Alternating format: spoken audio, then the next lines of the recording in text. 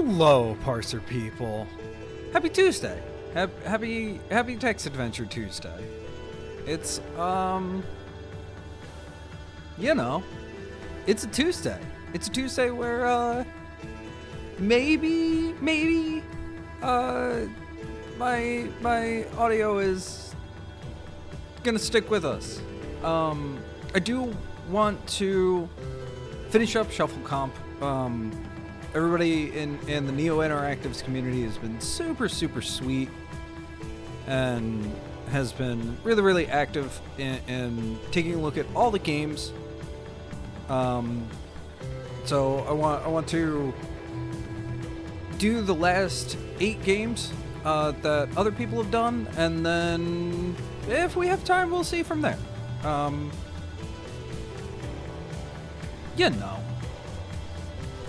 I think it's important in smaller jams to play everything, and I said this on, what was that, Monday? Tuesday? No, it couldn't have been Tuesday. It's never Tuesday. Sunday? Whatever that was. And I mean it, that I liked everything that I saw.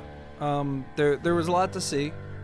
One thing for people who saw the last stream, there have been bug updates and things like that for some of the games.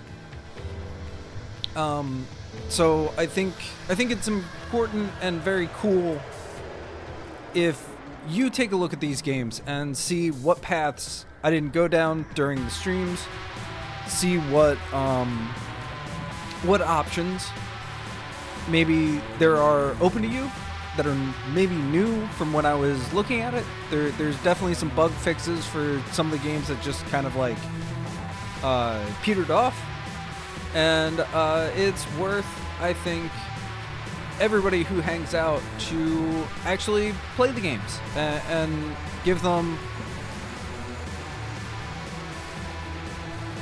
give them their due. Okay. So, what do we got? We got a gameplay screen. We got a gameplay screen that includes the wrong game. These things happen. If you hung out with us on Monday, or on Wednesday, rather, I know what days are. It's always Tuesday here, so it doesn't really matter. But if you hung out with us on Wednesday, you got to see a ZX Spectrum game that was very cool, called Silverwolf. If you weren't here, that's cool too. As always, there's YouTube, there's VODs on the internet. There's VODs for everything, and we just kind of roll with it. But today we get to focus on games made recently, 2025. Games that were almost all, I think all released in 2025. Well, one might have snuck in at the very end of 2024 because it was at the very beginning of when the submission period started. But I want to call it all 2025, just for ease. So we've got the rules. The rules are very simple, which is that we have the Wheel of Morality, and the Wheel of Morality turns, and we play the game that the Wheel of Morality tells us to play. It's a very simple set of rules. We are going to play all the games. This is just to kind of randomize it, make sure that I'm not going, oh, I really wanted to play this. And then, maybe not have as much energy for other games that take me by surprise. So that's kind of how we're going to roll with this. It should delete the name from the list. If it doesn't, then that's fine, and we'll go from there. And yeah, if you want to check out any of these games, The there we go. The competition itch link is right there. itch.io/jam/ShuffleComp 2024. And just a reminder that I will try to remember to speak up about more and more often. This is donationware. Please do not give your money to Jeff Bezos. Please give your money to things that matter to you. If you don't have something in mind, House of Kodak is probably going to be who we continue to raise money for until the foreseeable future. They create a safer and more accessible means to housing, care, and essential services for displaced transition-aged youth in Rhode Island. And there is a link in chat if you want to give directly. Supposedly, the Twitch charity widget does not line the pockets of Amazon when you use it, but I understand if you feel otherwise. So, okay. Let's spin this wheel. Click to spin or press Control Enter. Commands for gamers. We spin the wheel. We spin the wheel, and what do we got? What do we got? What do we got? We got the line in the sand. The line in the sand. Okay. We got the game title.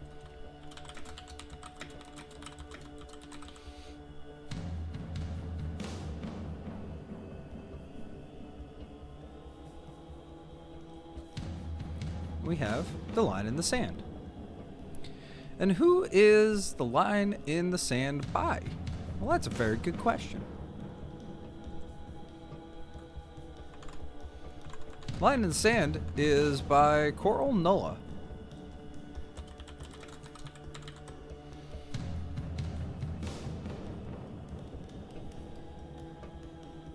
Boop. Boop. And what does the line in the sand look like? The line in the sand is really exciting to me. Because it doesn't look like a lot of the other games. If we turn off the Wheel of Morality, we can see that this is...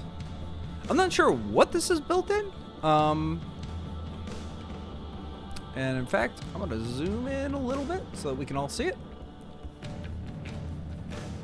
It's an interactive story cycle. It seems to have, well, it's got something I love, which is, you know, 1-bit dithering. Let me see if I can get any quick intel.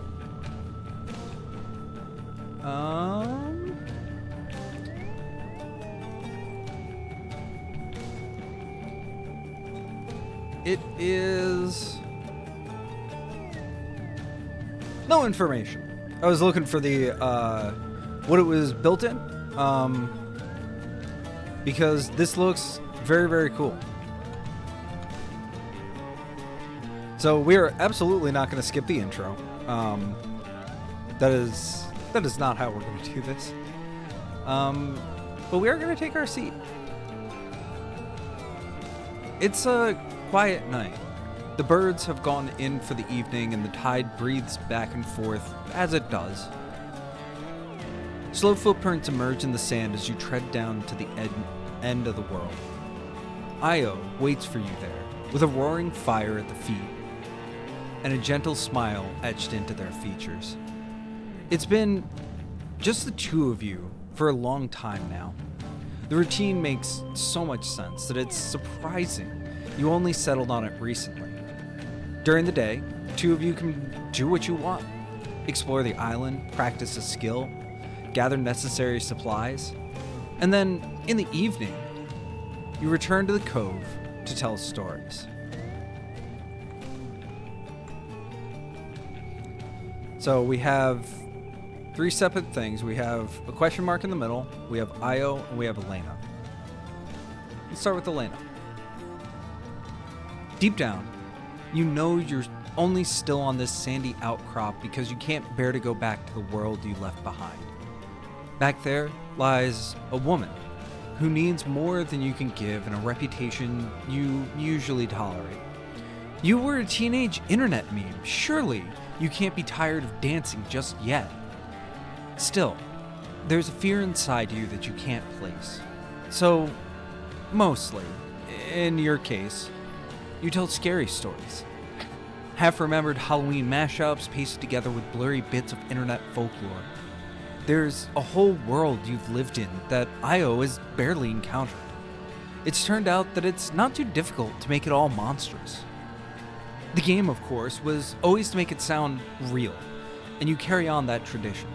The point isn't to convince anybody, but to play, to share in a brief hallucination and to include just enough known to be almost familiar, and just enough unknown that deep in your heart you are wondering if this one, maybe just this one, might have happened. This one's a classic. You always tell Io with a classic cheeky grin. The grin you always give to the people who recognized you from the dancing penguin gif. Io doesn't know what's a classic and what isn't, so you can get away with a lot. It sounds better if it's classic, right? So, I clicked on Io. I'm not sure. You can't. That's okay. You can't see my cursor. But I think that's okay. You can see that it dims out. So there's a lot here. I'm not sure exactly what this is built in, and I largely... Those kind of technical notes aren't necessarily my thing. But it's definitely one of those things where I do really love this aesthetic, and the fact that you get to know what you've clicked on, things like that. I think that's really important when it comes to something like this where you're building, I guess, up to a story. There's also 8 different slots. This may,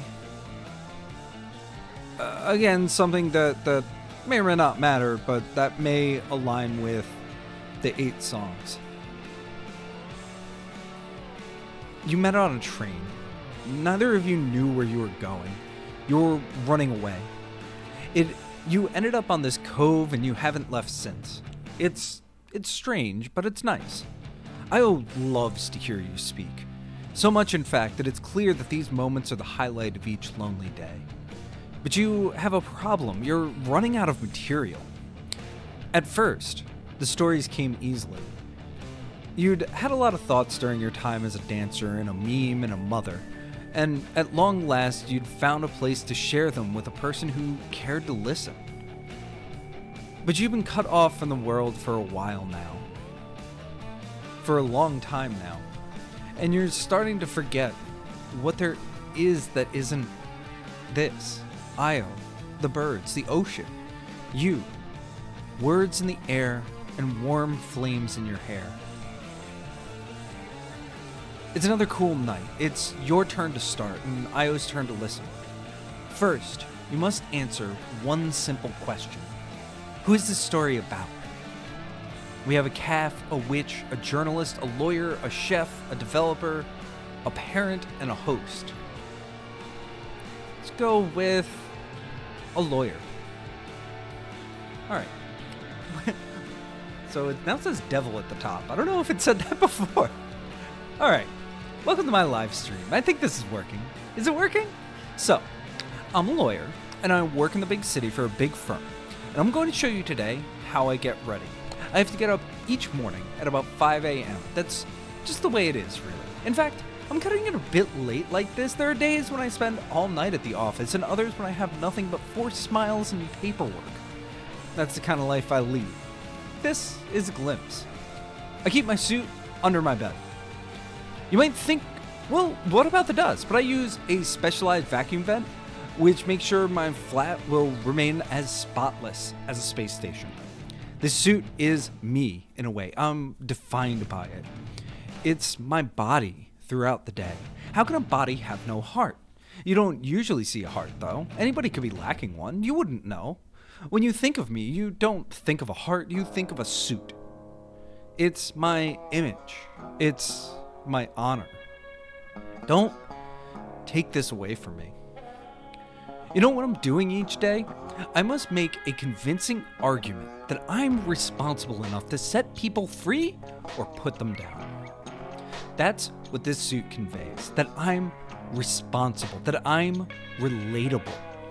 Without that, I'm nothing. And without me, the system is nothing. This suit makes the whole world work. It ain't nothing. Okay, so now I'm going to get my suit out from under the bed, and then I'm going to, holy shit, what the fuck is that? What was it? Io says, tipping forward on their log seat. Whatever it is can't be good.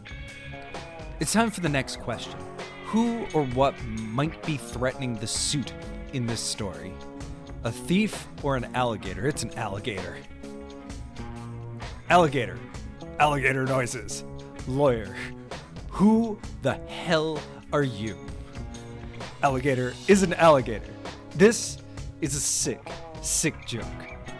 Alligator eating lawyer suit. Give me my suit. I'm going to work. Alligator swallows. Stop fucking grinning like that. Alligator noises. I work for the people. I keep this world safe. Alligator snaps at lawyer's leg. I'm calling the police. Alligator coughs up a pistol. Where the fuck did you get a gun? Alligator chases lawyer under the bed. I want to go to my goddamn work. How unnerving, says Io, arms flailing in horror. Please tell me it ends up all right. You're making no promises. This is your final question. Who's the real monster in this story? Clearly the lawyer. The alligator has done no wrong. Screw this. If you want my money, then you'll have to sue me for it. Alligator snaps towards lawyer. Okay, then let's go. There's a lot of screaming and snapping. Then for like 30 minutes, there's just a low humming sound of car driving. And then occasionally the lawyer asks the alligator if it wants a drink of water or lava or anything. I've got a case I need to deal with now. This man, nay, beast, is trying to take my money and my leg and probably more. Alligator starts eating the attendant. Oh, come on. The footage cuts out and the details of the case are embezzled in mystery. But we do know that the lawyer shortly afterward would open a new business called ALLLLC, which claimed to be able to send annoying people into an alligator for a small fee. The end, you say, with a grin on your teeth. Elena, that was superb, Io says. I confess that I was properly terrified. You've got a terrific knack for surprises. How can I follow that? Thank you, you blush, but it's your turn. I've waited all day. Don't leave me hanging. Io leans in towards the fire to continue their story. It's been going on for months, the epic tale of a girl with a terrible secret. When she gets scared, she turns into a swallow and flies away. It's always a struggle for her to strike a balance between her ordinary life and her secret desire to fly free in another world. Of course, the girl resolved the argument in a straightforward manner. Huangbu would be allowed to install a coffee machine and Nobu would stop sleeping with his wife. At last, the girl could have a little peace and quiet in her corner of the world. But, as it turned out, the rest of her life wasn't going to be so simple. The last day she worked at her office was the day the world ended. We all know the one. She went into work to try and get her filing done before the dawn, and the lights just stopped. All of a sudden, the whole building, the whole company, perhaps even the whole country was useless. She could not start her computer, so she could not use her files. The company couldn't produce anything. It couldn't trade. The whole organization was as good as dead. Yet, she was still there, sitting in the darkness, only able to see the edge of the room by the window where it was lit by the faint moon. She couldn't hear all the usual sounds of city life. The trains had stopped. The station was a blank void. The cars were giving up now that they had lost the reassurance of cold street lamps. The world, as they all knew it, had packed it in. Without any timing system to stop her, with no reason to be there any longer, she hurried down 8 flights of stairs and went out into the night. As soon as she was in the open air, she flew up high. But even from the sky, it was difficult to discern anything about the city. She tried to think what to do, and soon it came to her. She would swoop down to the darkest spot and see if they knew a way to make light. She touched down in an alley behind a ShuffleComp events venue. At least, that's what it had once been, and it had been abandoned for years, or so the Swallow believed. That night, there was activity there, and she realized it must be a secret rave. They'd lost power too, so there was no music blaring, but it seemed drunken partygoers had taken to yelling their own renditions of various popular dance tracks. Right as she was contemplating whether to go in or go home, and beginning to hope the lights might return to life sooner rather than later, a woman stepped out from the back of the venue, the coolest person the Swallow had seen. They wore a leather jacket, red-tinted sunglasses, and a silver necklace with "ironic" written in delicate sans serif lettering. Then, she was shocked to find them looking her way. "Hey," the person said. "I'm Donna. Haven't seen you around before. Care to introduce?" The Swallow shivered. I'm just passing by. Who are you? You just seem so mighty cool." Donna smiled at this, brushing the Swallow's cheek with a little piece of affection. They explained that they were a rock star on a one-way ticket to hell, and told the Swallow 3 true things. "I like the night. The sun bores me. I have sharp teeth and a hankering for blood." The Swallow stared at them, dumbfounded. "I don't normally come around these parts. I mean, I've got a few secrets of mine own." She didn't really believe Donna could be a monster. It was true that she herself was a strange thing to exist in a world of reason, but in all her days she had never encountered any sign that she wasn't the only exception. Donna was a rock star, and she knew that rock stars tended to be swelling with bravado. "Where are you going now?" Donna asked. She shrugged. "Power's out. If I'm honest, I could go anywhere. I bet you're shooting off." Donna shook her head. I can stick around. Better yet, you can join me. Call it a journey." "Okay." Adventuring beat working, at least. Down the pair went, through the dark alleys and rotten side streets of the city as the Swallow thought she'd known. As it turned out, Donna lived underneath the steps leading up to the old monument to forgotten glories. Our hero held her breath and let Donna open the gate. But just as she stepped through the threshold into Donna's den, her new friend flashed her a grin, and she noticed for the first time that they really did have big, sharp, yellow fangs. "OMG," you say, but what happens next? Io only offers a knowing smile. "You'll have to wait and see, dear Elena. It's time for bed." The two of you part and go your separate ways. You to the relative safety and comfort of the little straw hut you've built and filled with trinkets over time, and Io to the forest and the hammock they swear isn't at risk of attack from mites or birds or strange locals. The night is quiet and you sleep easily, dreams filled with the darkness of Io's imagination. It's another cool night. It's your turn to start, and Io's turn to listen. First, you must answer one simple question. Who's this story about? So, I mean, I am curious if we continue telling stories about the same thing, what happens? Maybe that's a question for another time. There's also just hitting the question mark. There's a lot of choices here. And I think the like really minimal interface invites multiple plays, invites doing things in a way that maybe isn't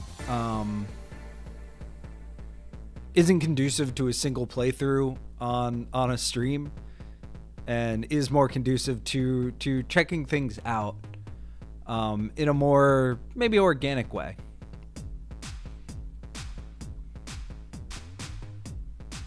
I'm just gonna cycle through and click now. Once, there was a calf in a field who was being filmed all day by a drone in the sky. The drone followed all the calf's movements from field to field, examining each moo and pat and grass blade chewed. The calf did not know why it was being filmed, but the calf did not care to ask. It had other concerns. There were those who were concerned, though. At first, it was a woman who lived nearby and took regular walks through the calf's domain. Why was the calf here? Why was the drone there? Perhaps it was being monitored for health reasons or as a sort of performance art. She wanted to know the answer, but when she kept coming back and kept encountering the calf and its trailing drone, she began to realize that there wasn't anywhere in the area where anybody who might own a calf or a drone might live. It was mostly fields. And her. She began to spread the word.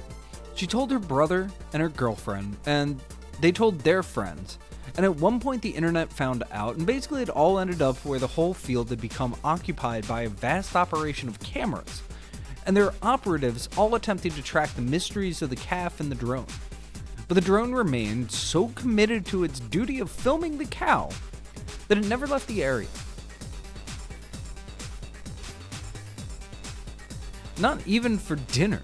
It had solar panels on the top, observed a stranger who used her own drone to track the drone. "We're gonna have to shoot it down," one of the ringleaders of the group admitted one night during the weekly calf drone dinner. Both beef and drone meat strictly prohibited. "We can't do that," responded the original woman, who was by now both content with and confused by her sprawling friendship group. "Our job is to investigate, not interfere. Killing and stealing the drone would mean the end of the whole thing. And we can't have that, we just have to keep waiting." Her best friend and oftentimes rival, Vanessa, banged on the temporary picnic table. "But that's exactly what the drone owner does. Surely we're supposed to be better. Surely we're meant to do the things they will not." The woman sighed. Secretly, she didn't want to know the truth, because she had imagined the drone's owner as a horrible old man who'd want to eat them all.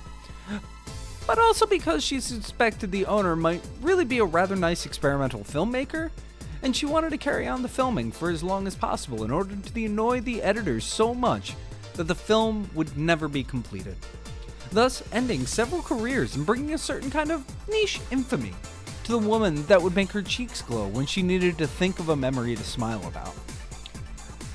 Then there was a gunshot, and it was all over. Gunfire Glenda brought over the device that had been taunting them all for months and plugged it into Laptop Laura's laptop. There they found all the footage that had been recorded of the calf and also the community that had grown to surround it. And hacker Penelope quickly figured out that it was all being sent to a server a few miles east of the campsite.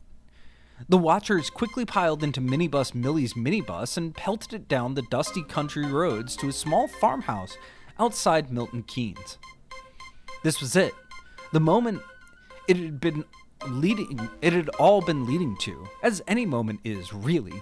By silent decree, the woman who'd started it all was agreed to give the all-important knock on the door. But when it swung open, none of them could possibly have known what they'd find. What was it? Io says, tipping forward on their log seat. Whatever it is can't be good. It's time for the next question. Who or what might be threatening the calf in the story? It's a pixie. They were greeted not by anything visible, but a sort of whispering. Flashlight Felicia flicked on the flash of her phone, and the gang wound closer and closer towards the whispering until they emerged into a bright, shimmering light like the backstage of an amateur theater. A very crowded theater. It was unclear how long they spent inside the chamber. It could have been a few minutes, or it could have been several months. All they knew is that nothing in there was right. They realized they were looking at a table. It stood on tall legs, and it had a kind of blood-red lacquer finish, but it wasn't easy to tell because it was buried beneath many black bin bags stuffed full of God knows what. Amongst all the rubbish sat a boy and a girl with grubby faces and whispering lips. They were small, and they weren't human, or not exactly. They were oversized, or were they? Eyes twinkled like they'd sprung out of a picture book, which they may well have done. It is you, they explained in devilish little chirping voices, like a record played at high speed. You are the subtext made flesh. Who are you? Vanessa dared to ask, fingers shaking and stomach rumbling. We are artists, the girl said. We need you for a project, or really we need your calf. It is important to be frightened, the boy continued. If the people of the earth dream of us as soft and harmless, the whole world will collapse. And you had started to dream about us, hadn't you? You remembered all those happy moments and forgot how we bite. At this, both the children opened their mouths into a horrible grimace, revealing several rows of sharp teeth as pointed as their ears. Worse, their eyes were live. Why did you have to make us so afraid? They both shrilled. We will be bold once we have taken back what you have stole. You said we were not your children. You said this world didn't belong to us, but it was you, wasn't it? We have made a home in this system of nature of blessings and killings and being eaten. You are the ones who only consume and clean up all the rotten blood.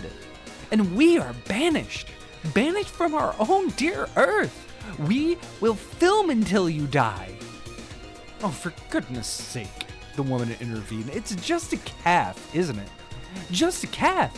Then why are you so interested? It's not a calf, it's a symbol. After that, they snapped forward, nipping at ears and snapping at limbs.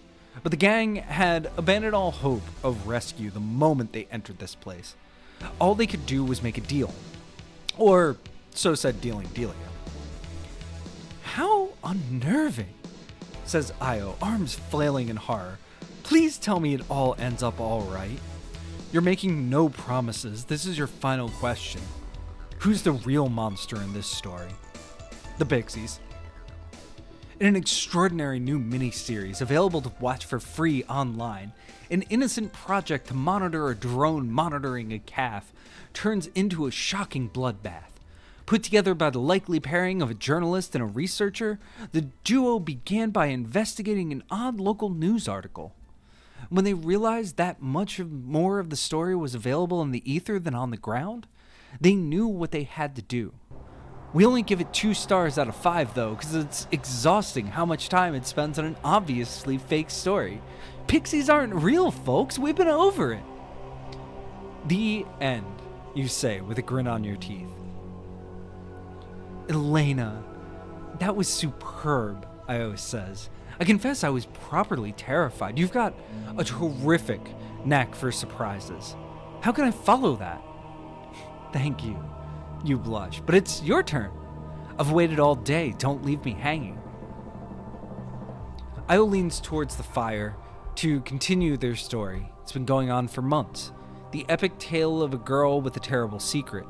When she gets scared, she turns into a swallow and flies away. It's always a struggle for her to strike a balance between her ordinary life and her secret desire to fly free in another world. Of course, Donna might be a monster, but she wasn't about to hurt the girl they had just met. Instead, they invited her in for coffee. There's no blood in the coffee, is there? She asked Donna with a fairly wary smile. Donna laughed. Of course not, dear. I'm a bloodsucker, not a charlatan. If you were prey, I would have let you know by now. Despite these initial hesitations, the pair struck up a fast friendship, and it wasn't long before the swallow had all but officially moved into Donna's den under the steps. It had been a while now since the city fell to darkness. Local chatter suggested that people were beginning to lose hope that the power would come back. They'd been thrust into a new world, or perhaps an old world, which they weren't sure how to navigate. Other forms of knowledge became the new soul. Donna had candles to illuminate their world. Both the swallow and Donna were of many who had become desperate to leave the dark city, but with the train station still rendered useless, the same train station that had kept her company on all those days she'd sat in her wide-windowed office, there was no way out, or no way out with any comfort in any case. Other forms of knowledge. Perhaps the train wasn't the only way out of the city. Like most cities, this one was settled on the banks of an ancient river. The electric gates, which kept civilians away from the works, had stopped working since the blackout began. It looked like there were now guards, but it couldn't be too hard to evade them and get on a boat out. The swallow flew low and made a nuisance by knocking over crates, distracting the guards long enough for Donna to sneak inside and seize a power boat. She couldn't tell Donna how she had caused the disruption, so she found another route to enter as a regular person. Then the two figured out how to jumpstart the vessel and set off to anywhere. But just as they were about to depart the port under cover of darkness, there was a massive flash of light and crash of what sounded like thunder. They looked back to the city. There was an explosion on one of the skyscrapers, and debris was falling right towards them. OMG, you say, but what happens next? Io only offers a knowing smile. You'll have to wait and see, dear Elena. It's time for bed. The two of you part and go your separate ways. You to the relative safety and comfort of the little straw hut that you've built and filled with trinkets over time, and Io to the forest and the hammock they swear isn't at risk of attack from mites or birds or strange locals. The night is quiet, and you sleep easily, dreams filled with the darkness of Io's imagination. Yeah, I really love the aesthetic of this. Obviously, it's very early Mac. Clearly an aesthetic that I personally am into. But I think there's a lot here. One thing I will say as I'm reading this, the exact same transitions twice, and I totally get what it's going for. But I would have liked to see like progression there of some kind. But we'll see how it plays out.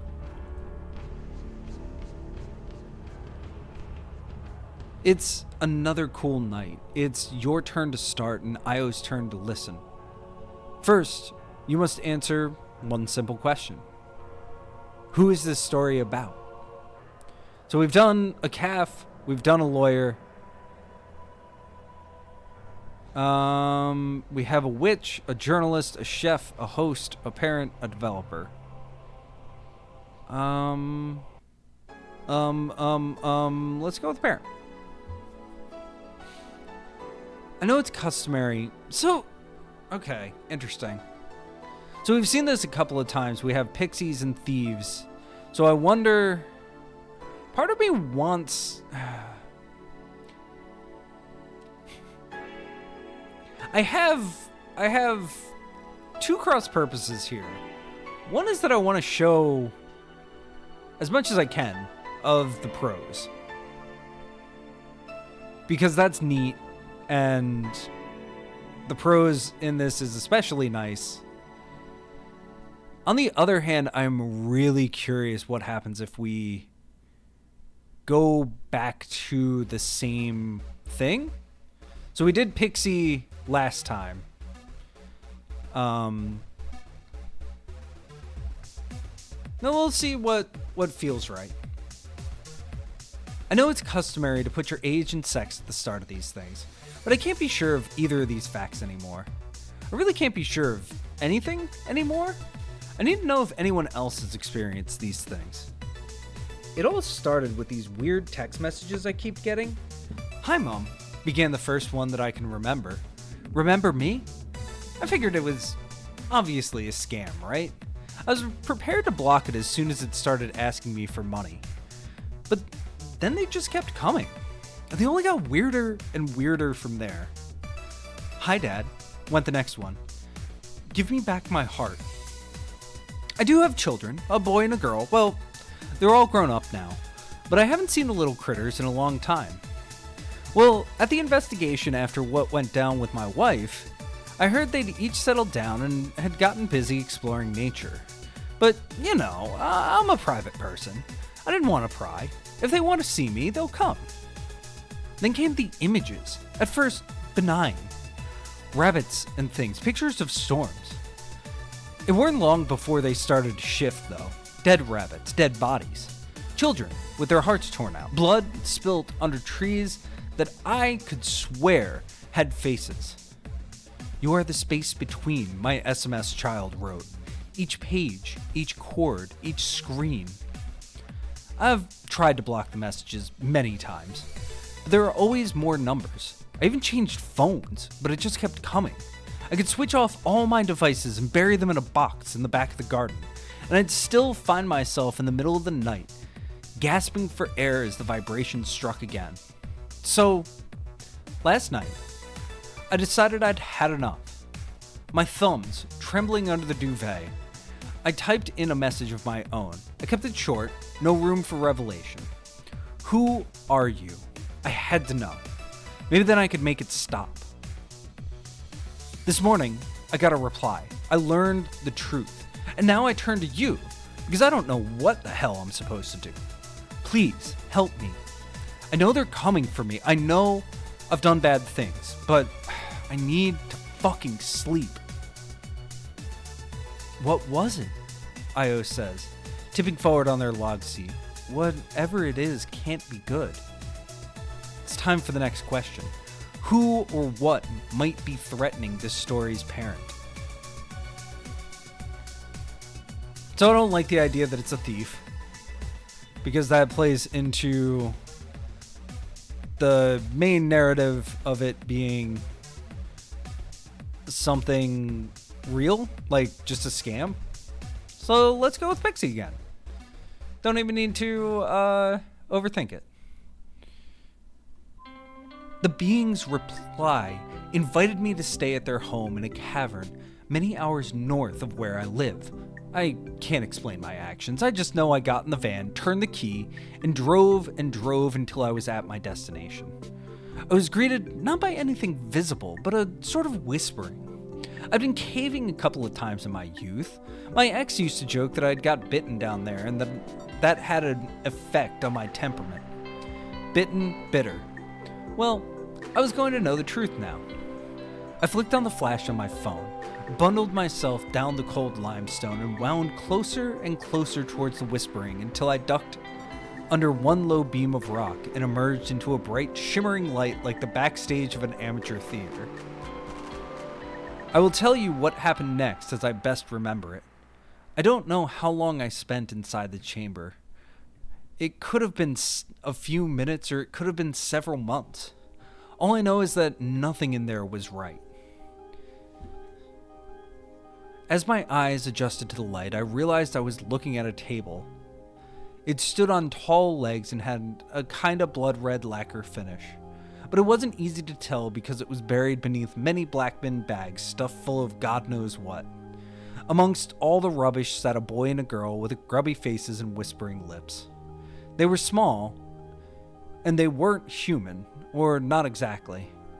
I'm wary of labeling anything with 2 legs as a monster these days because I know what the comments will be like. They're oversized, or were they? Eyes twinkled at me like they'd sprung out of a picture book, which I guess they may well have done. I nodded at them. Okay. Quick pause. This is the same general plot as the last time we chose Pixie as the monster, I guess. So that's interesting in that, like, what happens now? Like, are we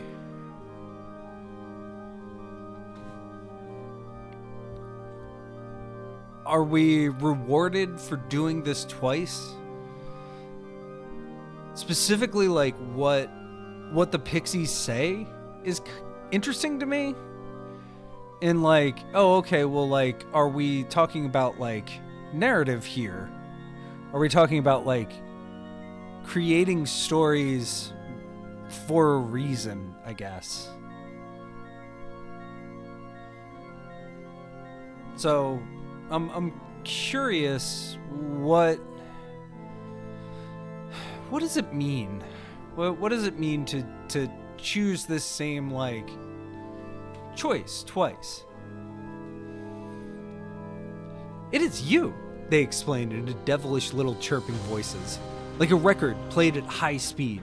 You are the subtext made flesh. Who are you? I dared to ask, fingers shaking and, amazingly, stomach rumbling. We are artists, the girl said. We need you for a project, or really we need your heart. When my children were children, they used to tell me strange things. They were always promising to bring me dead things from the forest or the guts of a man who'd annoyed me at work. I just figured that kids were weird like that. Maybe they'd gotten it from the television. Their promises never came true. It is important to be frightened, the boy continued. If the people of the earth dream of us as soft and harmless, the whole world will collapse. And you had started to dream about us, hadn't you? You remembered all the happy moments and forgot how we bite. At this, both the children opened their mouths into a horrible grimace, revealing several rows of sharp teeth, as pointed as their ears. Worse, I saw the resemblance. Old man, why did you have to make us so afraid? They both shrilled. We will be bold once we have taken back what you stole.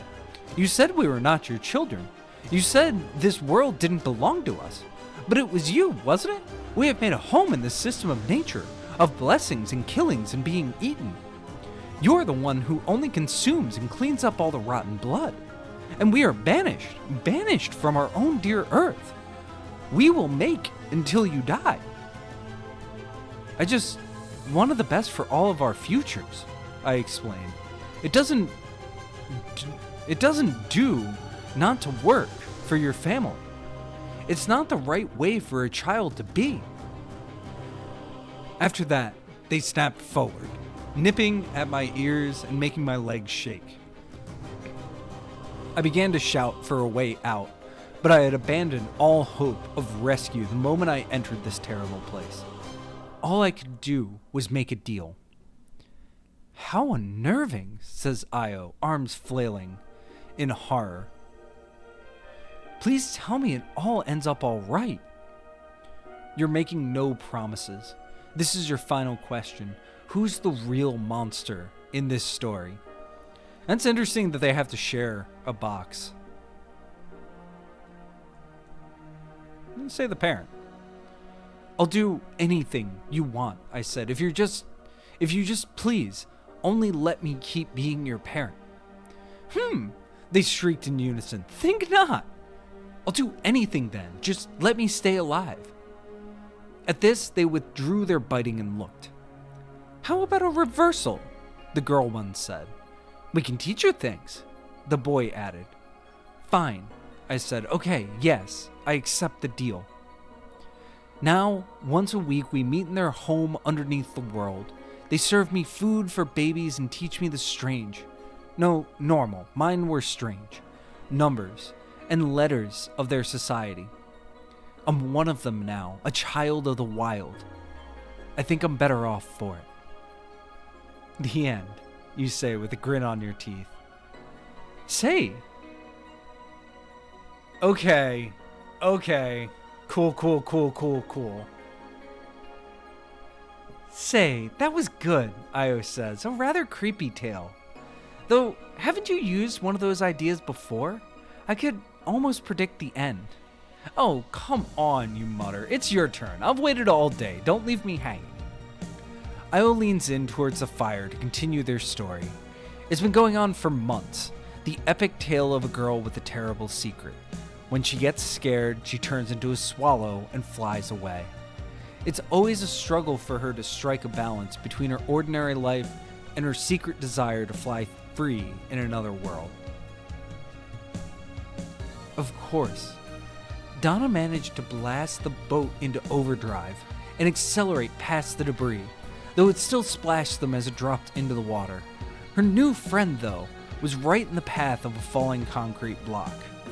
She had to make a last-minute shift into swallow form to avoid being splattered. And Donna saw it all. Her secret was no longer so. You're a bird? They shouted. Unexpected. You can talk, she said. You're a vampire. They both laughed. No hard feelings. The boat carried on its way, following down the river to the next settlement. It was taking a while. So, the swallow said, do you want to talk about your life? Your past? Any family? No, Donna responded. The bird girl laughed again, trying to mask the worries that still lingered in her heart. Soon, Donna spotted a small town on the bank, pulled the boat in, tying it round a tree trunk. I'm hungry, they explained. I can show you the ropes, if you like. Need 2 for a good job. Yeah, I could go for a sarnie, she replied, knowing that's not what Donna meant. Donna pulled her sunglasses down and headed into the nearby church, while she kept watch. They returned soon with a cheese toastie in one bag and a corpse in another. Hey, Birdie, maybe you can get the fiddly bits. Little bones are always giving me trouble. What do you mean? Don't you just sink your teeth in and suck? She shivered, but liked it. Nah, especially if we're on the road or, well, the water. I'd like to get full value from this. They showed the swallow how to tear apart a body, disconnecting muscles from organs, compiling as much blood as possible in a bucket they'd stolen from the church closet. But just as they were finishing up the job and about to get back on the water, a man in a suit approached them with an object in his hand. OMG, you say, but what happens next? Io only offers a knowing smile. You'll have to wait and see, dear Elena. It's time for bed. The 2 of you part and go your separate ways. You to the relative safety and comfort of the little straw hut you've built and filled with trinkets over time, and Io to the forest and the hammock they swear isn't at risk of attack from mites or birds or strange locals. The night is quiet and you sleep easily, dreams filled with the darkness of Io's imagination.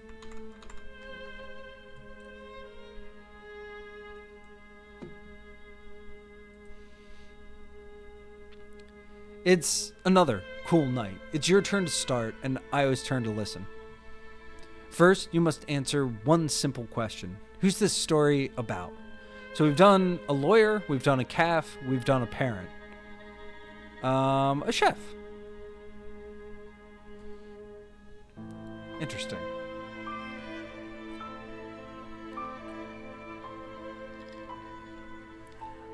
I am a chef on a train hurtling toward the sun.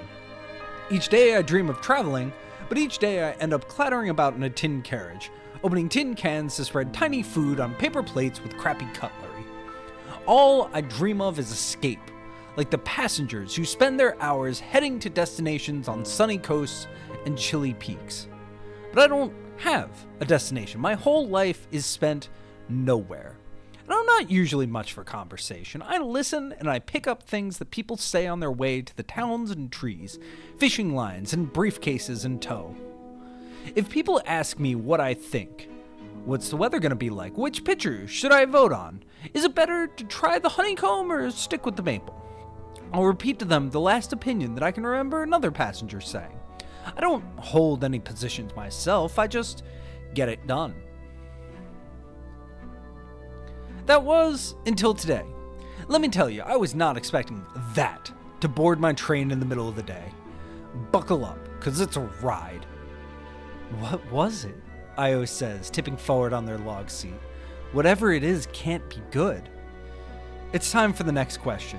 Who or what might be threatening the host in this story? Skeleton! Screaming echoed through the next cabin over. I looked about me. No one there. In an emergency, we all have to play our part. So I grabbed a frying pot and poked my head round the sliding door to the next carriage. In there stood, clear as day, a skeleton, shorn of skin and organs. I was looking straight at me, white jaw open as if to scream or maybe to swallow me whole. Then it collapsed to the ground with a horrible creaking. I stared at the pile of bones and I could have sworn one of them was beginning to slither. I had never dreamed of anything like it, in broad daylight. The skeleton wasn't alone in the carriage. I locked eyes with a woman and her bag, who were frozen in shock. That was the worst part, knowing I hadn't yet lost my mind. "It's okay, madame," I said. "Come with me." I led her back into the kitchen car, shut the door, and barricaded it with a snack trolley. The train was still clanging this way and that, so I couldn't guarantee it'd hold for long. "Would you like a biscuit?" I asked, at a loss for what I could possibly offer in this situation. It didn't matter anyway, because the woman herself then transformed. I'm not sure what's the right term. It wasn't like her skin fell away, more like it sank inside her, until she was only a ghostly pale structure, and then just a pile. I stared at her remains on the floor, and as I watched, I noticed that her bones seemed to be sinking, or seeping further across the floor, or it was more like into the floor. The muddy, ugly blue carpet melted away, and the clattering metal beneath solidified into more fragile bone. I watched it spread, this strange force which took matter and turned it into a form of life I couldn't comprehend. I checked my own hands and arms and legs, but the process hadn't reached me yet. Was it coming from me? Had I gotten it all wrong? "I'm sorry," I whispered. As the world turned white and each step I took made a crack. I managed to get my phone out of my pocket and found that there was still signal. I think I see trees outside, but it's hard to tell through the fleshy marrow windows. It's getting warmer in the kitchen, like the inside of a lover's mouth. It's funny how all the implements have fallen to the floor and now I can see their shapes. Circles and lines and strange shiny bits lying embedded in the dry, toothy ground. I feel as if it's important to describe what I experience, because I know soon me and it will all be gone, unless you know what I should be doing. "How unnerving," said Io, arms flailing in horror. "Please tell me it all ends up all right." "You're making no promises. This is your final question. Who's the real monster in this story?" "Oh, the skeleton. The skeleton is the monster."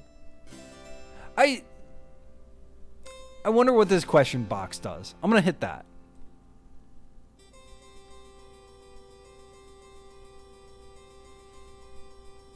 Interesting. Okay.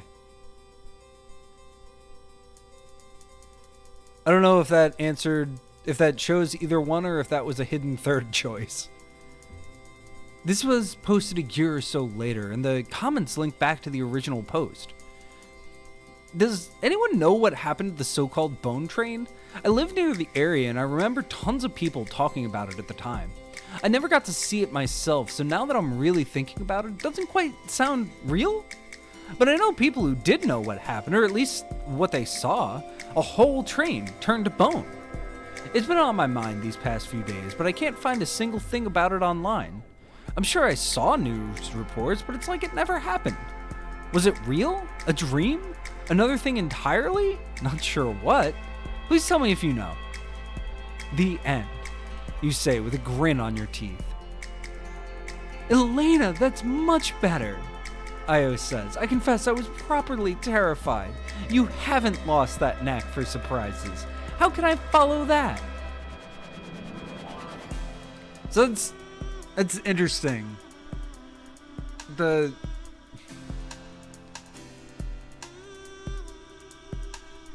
you're like doing exactly like the character is doing the exact same thing. They have like a set of cards basically in their head.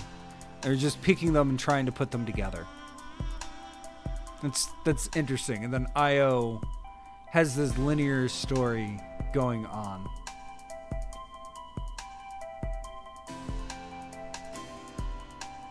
I do wonder how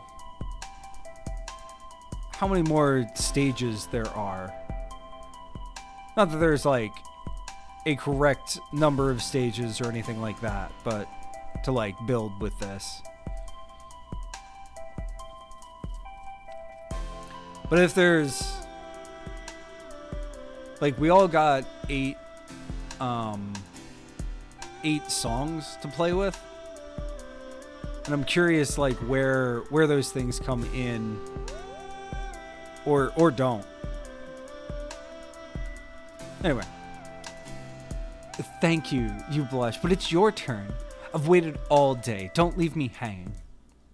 Io leans in towards the fire to continue their story. It's been going on for months. The epic tale of a girl with a terrible secret. When she gets scared, she turns into a swallow and flies away.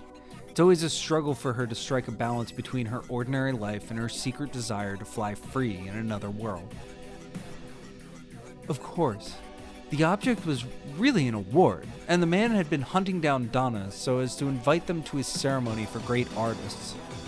Her piercing red eyes looked to the swallow for advice while the corpse rotted between.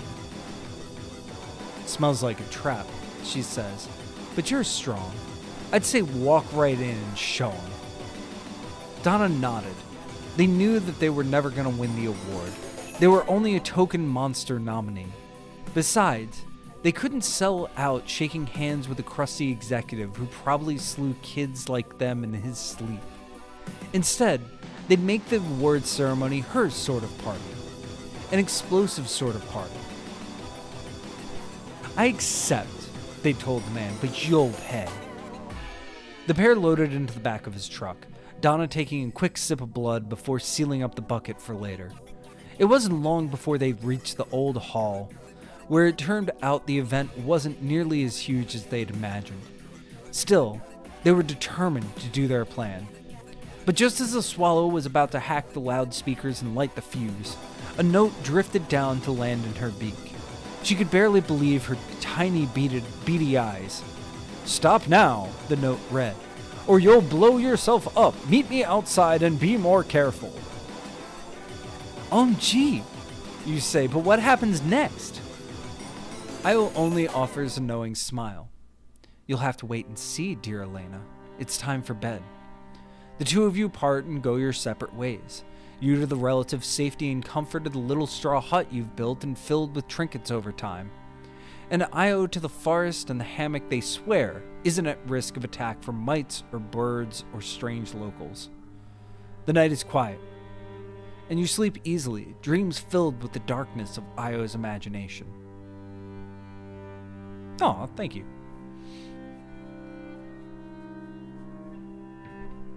One of the reasons why I started streaming was to get comfortable doing voices and things for Dungeons and Dragons. It's been helpful to learn to enjoy listening to your own voice to a lesser degree. It's another cool night. It's your turn to start and Io's turn to listen. First, you must answer one simple question. Who is this story about? So, interesting. I'm gonna hit the question mark and see what happens. Because we ended up doubling up the end. So I'm curious what happens if we double up the beginning, but I kind of want to see the other ones to a degree. Maybe not the developer one, to be honest, but like, journalist came up in the calf story. I can see places for a lot of these.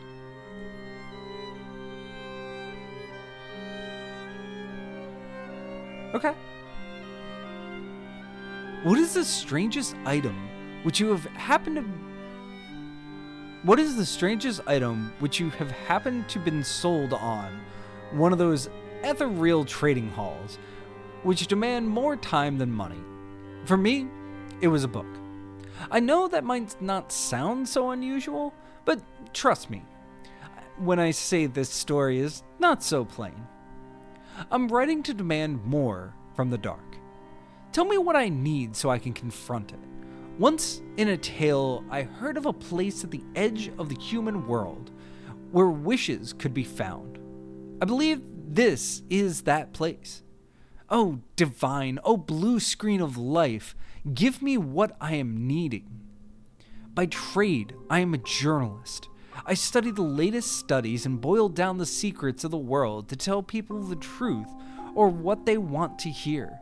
In life, I'm much the same. I have allowed myself to be led by a woman who knows infinitesimally more than me. My writing, my ways, my politics are shaped by her. Oh, she has always been my sanctuary, but tonight I confess that I am flummoxed by a report I've read. Or mayhaps it's not a report, but confession.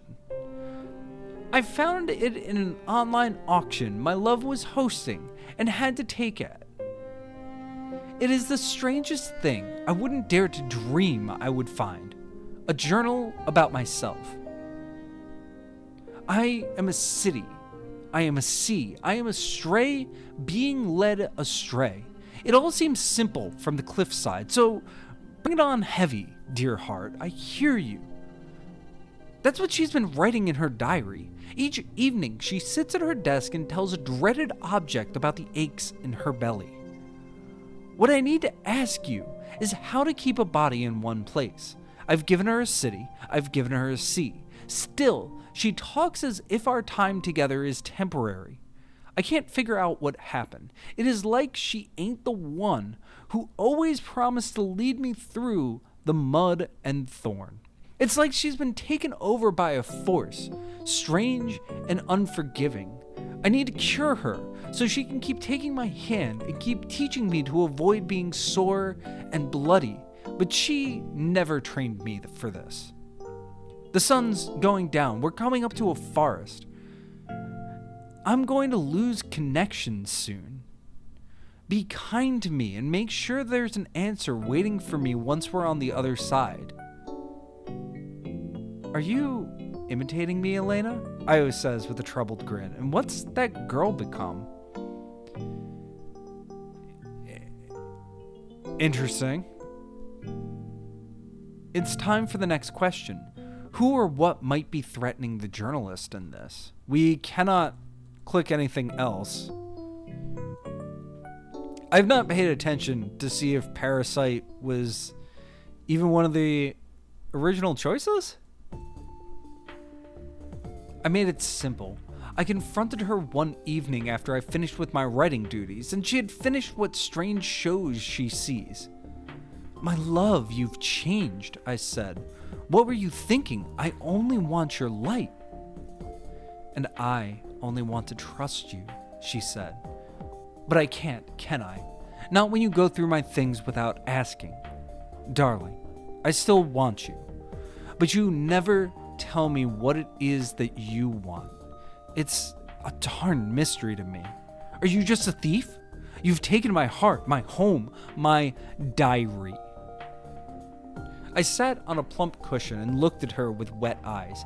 It's you I desire, of course. She shook her head. I don't think that's true. If so, why do you reserve your love? I know you like to play games, but your truth seeps through in your words. I've given you all that I've got. I've given you my whole life. And yet, I don't know what it is you want to do with it. Take it all. I don't care. But don't just wait. Then there was a strange glint in her eyes. I know how to get what I wanted. I had power, or was it a different thing? A thing inside me? I mean it. I'll give you anything. Bring it on. How unnerving, said Io, arms flailing in horror. Please tell me it all ends up all right. You're making no promises. This is your final question. Who is the real monster in this story? The journalist? I don't know, you confess. What do you think? You want me to finish the story? Io says, that wasn't the deal. This is your chance. Can you really trust anyone who's learned so much about you? Your inner thoughts? Your whole life? I don't see how there's a way out. What makes you think the journalist knows all? A journal's a performance for no one, but it remains a performance even to oneself. So you're saying that's my way in? To reveal that it can't all be true? I still don't see how. Not exactly, Io considers. People are not solid objects. Their souls shift as liquid water. Sometimes they settle, but it's only as snow. And there are always ways for them to melt. I see, but I don't think our journalist would want to hurt anyone. They're not that cruel. No, you are correct. Perhaps, though, even if these two people will not remain together, there are other things that she could desire. Huh. Okay. You stare at the gentle ocean. So, I'm sorry, I confessed. I shouldn't have read your diary. I only wanted to know more about you. You are so terribly interesting. It's all right, she said. In fact, I haven't been entirely honest. There is the thing affecting me. Well, that is, I ain't who I've been saying I am. The Severine you knew's been eaten by the tides of change, that's for sure. But the Sylvie that's left behind still likes you a whole lot. So don't go worrying your pretty head. I'm going to need time, alright? You've seen the world on your travels for the newspaper, but I've been stuck in one place for most of my life. I want to go away, to see other places, to be other people, and maybe to be with others. I was silent for a long time, watching the fire smolder behind its little gate, a piece of me itching to snuff it out and bring on the cold. I'm not sure that I understand, I finally said. And to be honest, I'm not sure that I want to. We need to get you seen by a professional.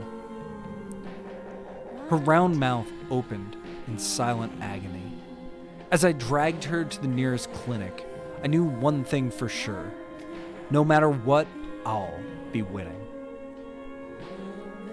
The end, you say, with a grin on your teeth. Elena! Io doesn't seem so sure what to say. What? I tell horror stories. That's my thing. Elena, that's much better. I confess I was properly terrified. You haven't lost that knack for surprises. How can I follow that? Thank you, you blush, but it's your turn. I've waited all day. Don't leave me hanging. Io leans towards the fire to continue their story. It's been going on for months. The epic tale of a girl with a terrible secret. When she gets scared, she turns into a swallow and flies away. It's always a struggle for her to strike a balance between her ordinary life and her secret desire to fly free in another world. Of course, she wasn't truthfully in any danger, as the devices they'd set up were never going to explode. Donna had lied when they said they could make things explode. In fact, Donna lied about a lot of things, or so said the man that the swallow found lurking outside the venue. I'm the father of the person you called Donna, and you need to know he is not all he claims. He revealed. Donna is not even the kid's real name, but he insists on disobeying my orders. Shocked and shivering in the cold night, she asked for clarification. What did you want? He took her by the shoulders for emphasis, she assumes. My son does not belong in these sorts of places. Traveling with strange folks and accepting strange awards. I raise my sons to be strong. To fight for the justice that our fine city has always known. None of this, oh, I want to be a girl and a rock star bullcrap. I just can't afford that mercurial delinquent. Well then, I'll just have to do it myself, won't I? I'm a one-father army. I'll show the little wretch. But before he could take decisive action, she flipped up into the air and pecked at his eyes. No, it is not fair. Please, stop the madness, he wailed, but no one was coming to help him. The swallow left him to type up an angry blog post and swooped into the auditorium, flying past Donna and making little blip noises that she hoped conveyed fear, danger, and let's go. I'm afraid that's all I have time for, Donna said, having been allowed to speak for much longer than expected as the other acts hadn't bothered to show up, and the swallow hadn't gotten around to activating the explosion. Yeah, so that's pretty much that. See you later. She hurried down the back and followed the swallow out to where the boat had been left tied up to the tree. Donna caught sight of the man who had tried to set them off course and asked who it was. The swallow was confused and tried to explain, but he wasn't really their father. Who was he? The man simply started laughing and the duo decided to make an exit. But just as the boat was arriving on the next stop, a city built haphazardly on a marsh. On their aimless tour, they were stopped by a group of people with indistinct uniforms and in their hands much more distinct weapons. OMG, you say, but what happens next? Io only offers a knowing smile. You'll have to wait and see, dear Elena. It's time for bed. The two of you part and go your separate ways. You to the relative safety and comfort of the little straw hut you've built and filled with trinkets over time, and Io to the forest and the hammock they swear isn't at risk of attack from mites or birds or strange locals. The night is quiet, and you sleep easily, dreams filled with the darkness of Io's imagination. It's another cool night. It's your turn to start and Io's turn to listen. First, you must answer one simple question. Who is this story about?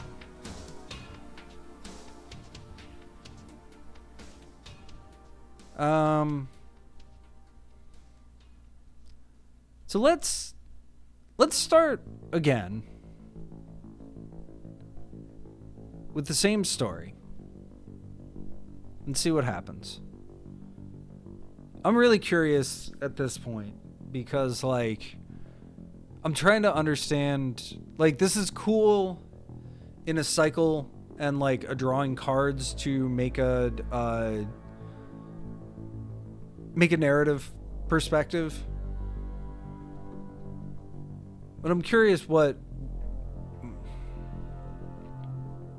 the point?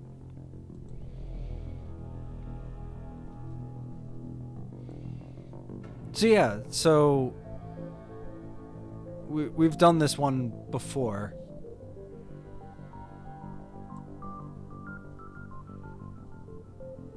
So what happens if it's the farmer?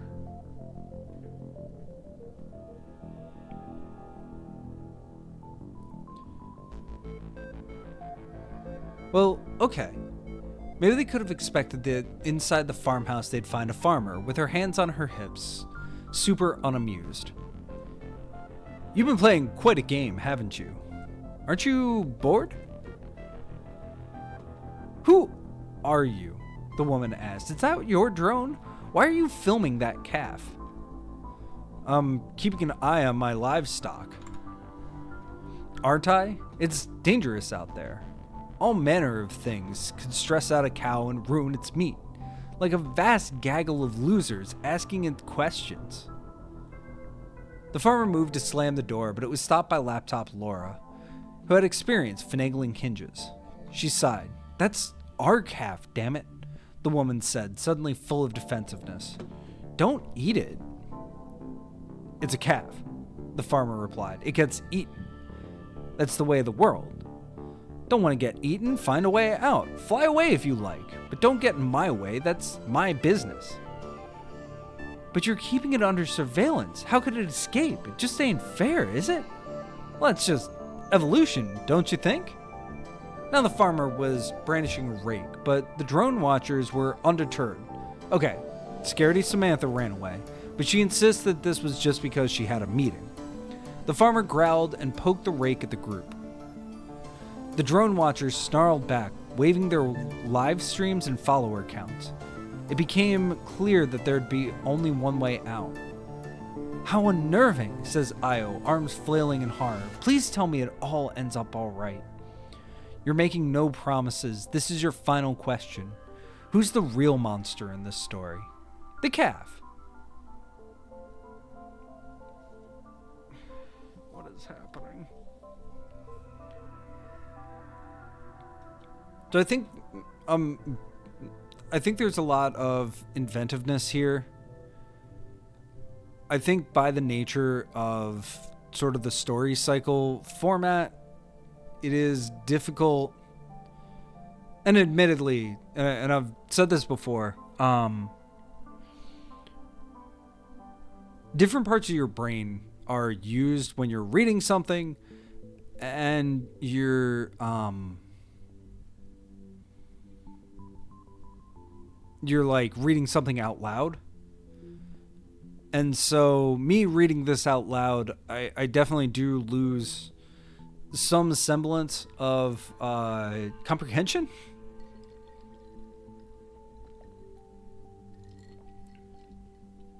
But there are themes here that I'm not entirely getting why they keep popping up. Even though, like, some of it definitely makes sense. I just... It's a little all over the place. Anyway. On your marks, said the woman who started the whole affair. Get set. Tweet. The gang got started turning the tables on the farmer, putting her own words and face all over the internet. But it wasn't enough.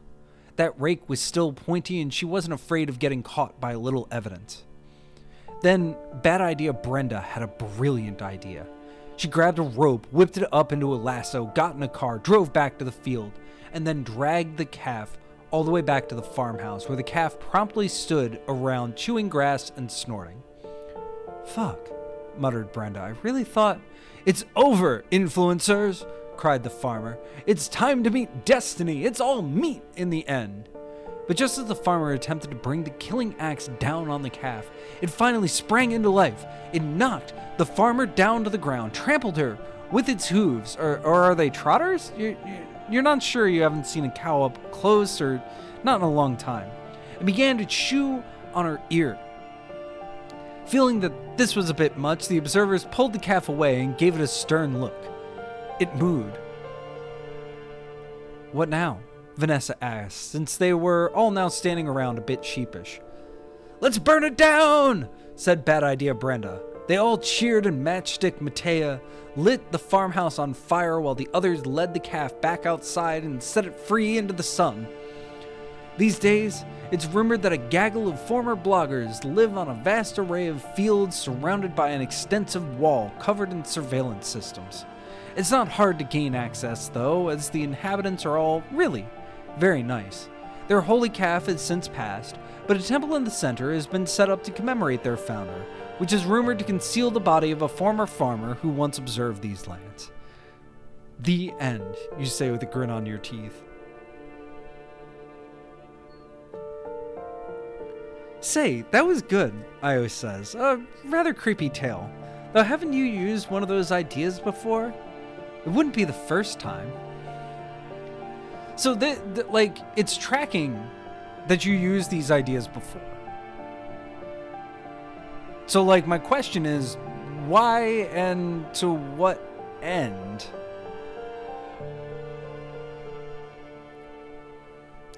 It's something that, I find concerning? What? I do like a point being to what I'm reading. Not just, this is an interesting mechanic. And I do think the, fragments of stories that, I'm curious how they weave in different parts of the stories and things like that. I think that's really interesting. I don't know, you can do that brute force, but I wonder if there's other ways to do it.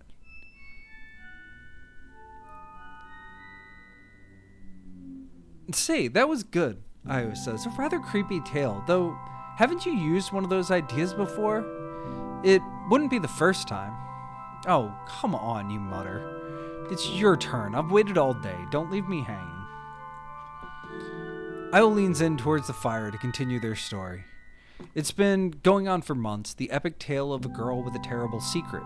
When she gets scared, she turns into a swallow and flies away. It's always a struggle for her to strike a balance between her ordinary life and her secret desire to fly free in another world.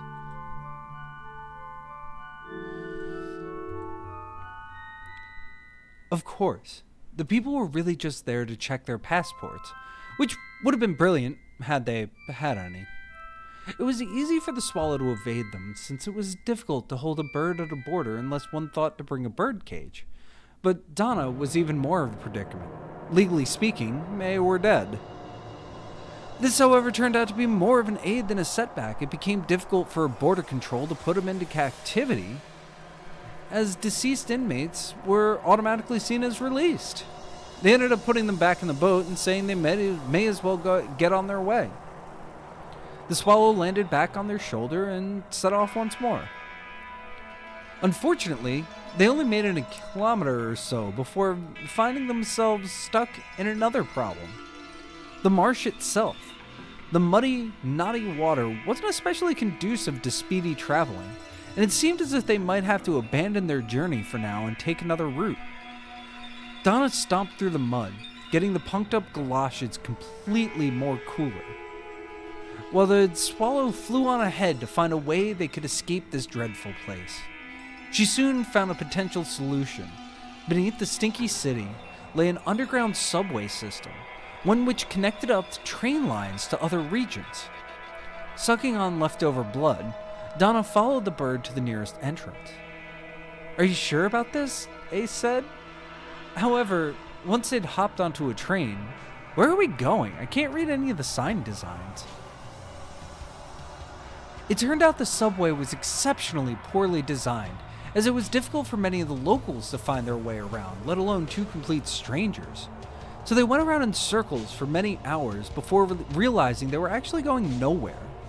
The Sparrow got lost staring at the many passengers who got on and off the train, wearing coats and suits and t-shirts and fake smiles, eating fake sweets, high on real drugs. She was glad she had Donna with her, but she was shocked to realize she was missing the familiarity of her office, with its wide window where she would watch the trains instead of taking them. But then again, the suits were always commuting on their own. Well, she liked looking at the travelers best, always looking at each other instead of awkwardly out into the smog, always with their arms wrapped around each other's sides, always showing up showing each other's photos of things they had just happened at a local brand pop-up. She hadn't had that in a long time, and well, when she had, too much of her mind had remained on herself and her work, always letting down the person who wanted trust. But just as she made up her mind to put her own, fleshy, not feathered, arm around her Donna, she was forced off the train by a gang of bustling business-goers, attempting to do a flash performance of their corporate story. The Swallow lay stunned in the corner of the station for an hour before the train came back around and Donna found her crying. "It's all going wrong," the Swallow said. "I'm afraid I've gone on this trip with a stranger who doesn't really want me. I really thought you were going to come back. I accepted it, but now what shall I do? I really liked you." "I like you too," they confessed, "but I don't cuddle up with the living. So, sorry, but no." "OMG," you say, "but what happens next?" Io only offers a knowing smile. "You'll have to wait and see, dear Elena. It's time for bed."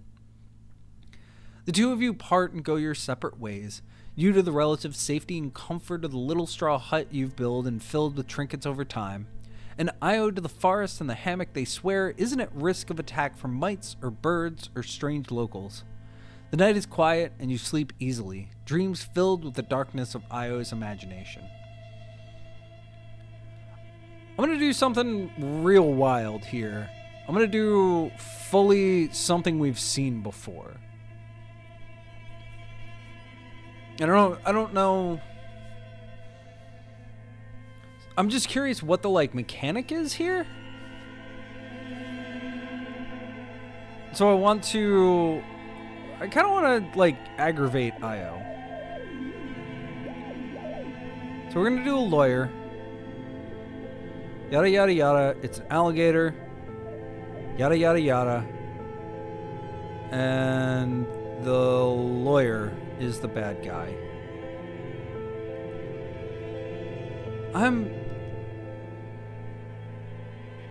Oh, no. Okay. Interesting.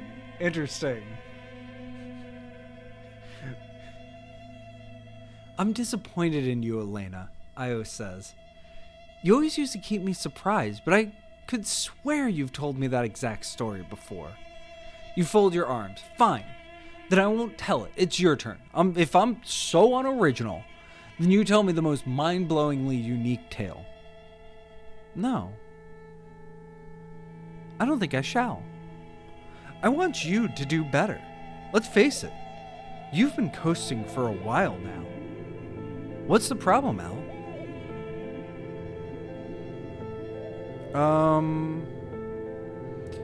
Io, jealousy, the cove, reality, loneliness, the past, quality of life, fear. Quality of life. It's about so many things, you try to explain. But why does it matter?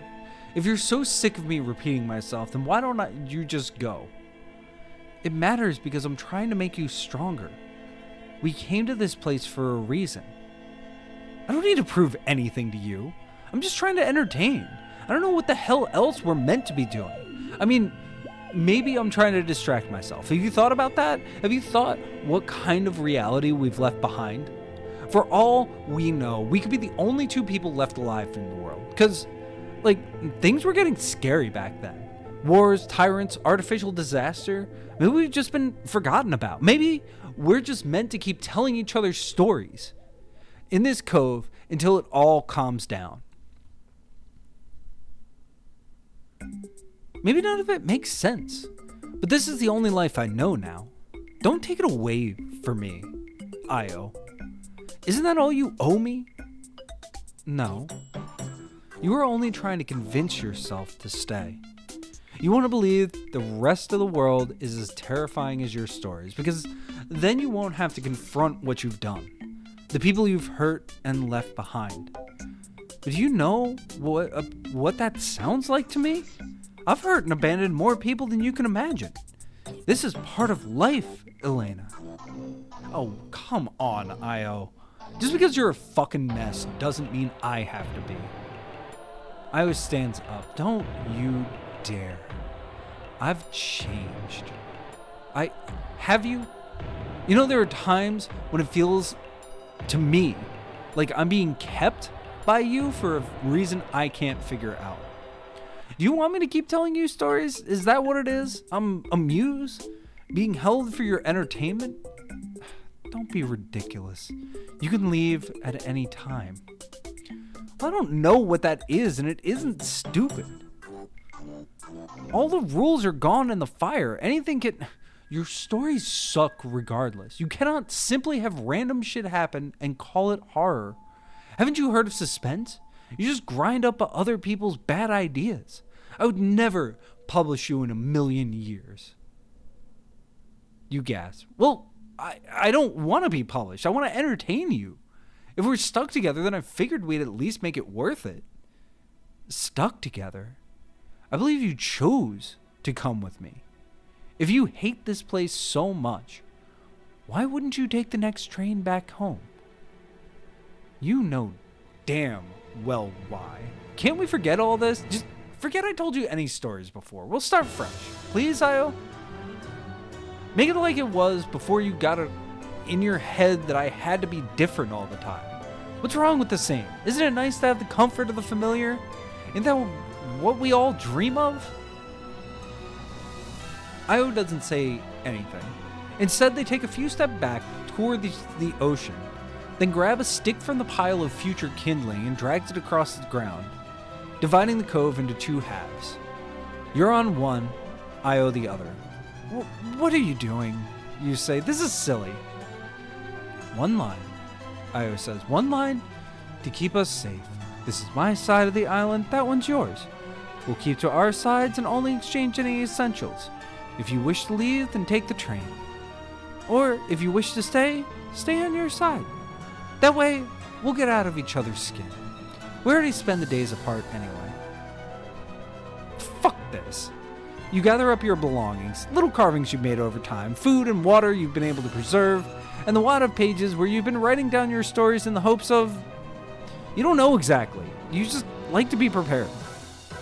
There's only one way off this cove. The steps at the back, leading up into the dark forest.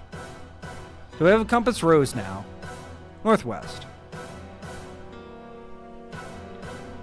You run up the wooden steps and into the woods. You run for quite a while, before realizing that it's dark and you have no idea of the way to anywhere. The trees and leaves and bracken all blur together in your gloomy vision. Up in the sky, you can see the moon and the stars, and you're trying to remember where the sun rises, and then you give up and pull out your phone to use the compass. It's not like you can download any maps of the island, but maybe you can avoid going round in circles? Geography class was a while ago. Let's keep going northwest.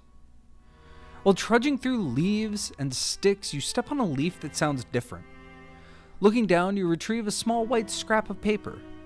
You realize you must have dropped one of your stories while you were walking. Does that mean you've been through this place before? It's hard to make sense. Straight line, northwest. A shiver echoes across your body, starting from your leg, and you reach into your pocket to check. You're convinced the vibration means your phone is ringing. But your phone is in your hand and no one is calling. No one does, even though you've been missing for a long time. It's funny when you think about it. This patch of the woods is covered in a heavy mist, or maybe it always was. Or maybe there isn't any mist, it just looks like it because it's so dark. It's almost like television static. Not that you're old enough to remember what that really looked like. Also, your boots are sinking into the earth. Maybe the leaves have gotten thicker, or maybe the ground has gotten muddier, more viscous, hungrier. In the distance, you hear howling, like 3 wolves on a t-shirt. Come to think of it, don't those dark trees look familiar? Like you've seen them repeated? Did they come default on one of your old phones as a wallpaper? Maybe it was the one your parents gave you way back when you were still new to all this? There's a man with a mask on looking at you between the trees. Or maybe it's just shadows. All of a sudden, your boots are crunching on gravel. You flick your phone's torch down. Sure enough, this is the end of the line where you originally arrived.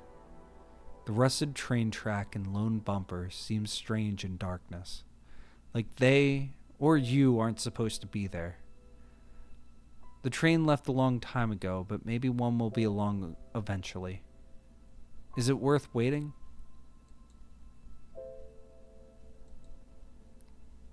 So there is control over what direction you can go a little bit. High up in one of the trees, you think you can see a small metal box. You realize it must be watching you. A camera leading to where? In a particularly dark patch, your foot connects with an oddly hard object on the ground. You reach down and run your fingers along it. It's in the shape of a bone, and it's surrounded by more bone-shaped things. You retract your hand and walk away. It was probably just a stone, but you don't really know. Seeing a path ahead, you manage to follow it out of the forest and into a clearing filled with abandoned buildings. You've seen this place before, but never wanted to get too close. You kind of thought they might just be facades, but now it's clear that they were once a full town. It's hard to tell what these structures once were, but one of them looks like it might have been a theater, its stage now covered in dust and rubble, paint flaking. Outside, a ticket booth has had its glass smashed in, but on the counter is one ticket, old style, exactly like the kind of image that appears in your head when you think of a ticket, complete with Admit 1 and a tear-off strip. The ticket is for a play called Anywhere. It doesn't say when the play was performed, if it was.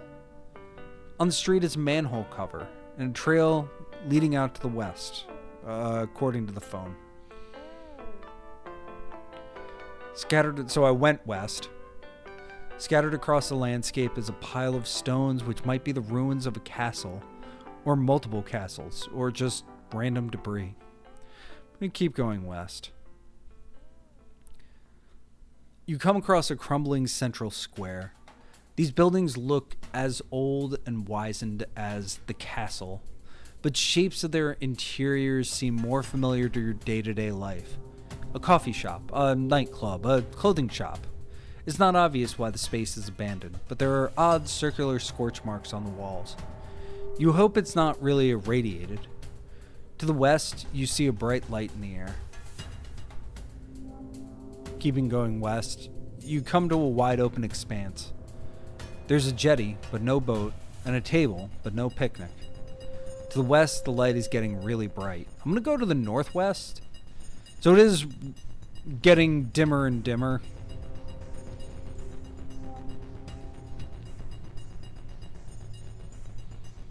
Interesting. Okay. This area, but there you can vaguely see that there's, and with the help of the cursor, which you can't see, you can use the context clues of the like cursor changing to a link button. Actually, I am curious. What happens if I hit tab? Ooh, there is keyboard.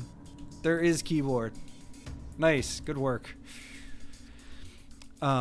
This area looks to be the ruins of a village. To the northwest is a tall slope you have no hope of climbing. Maybe you can hear a faint bleep from amidst of rotting inn, but you're not sure. I'm gonna keep going west. Whoa, it's bright again.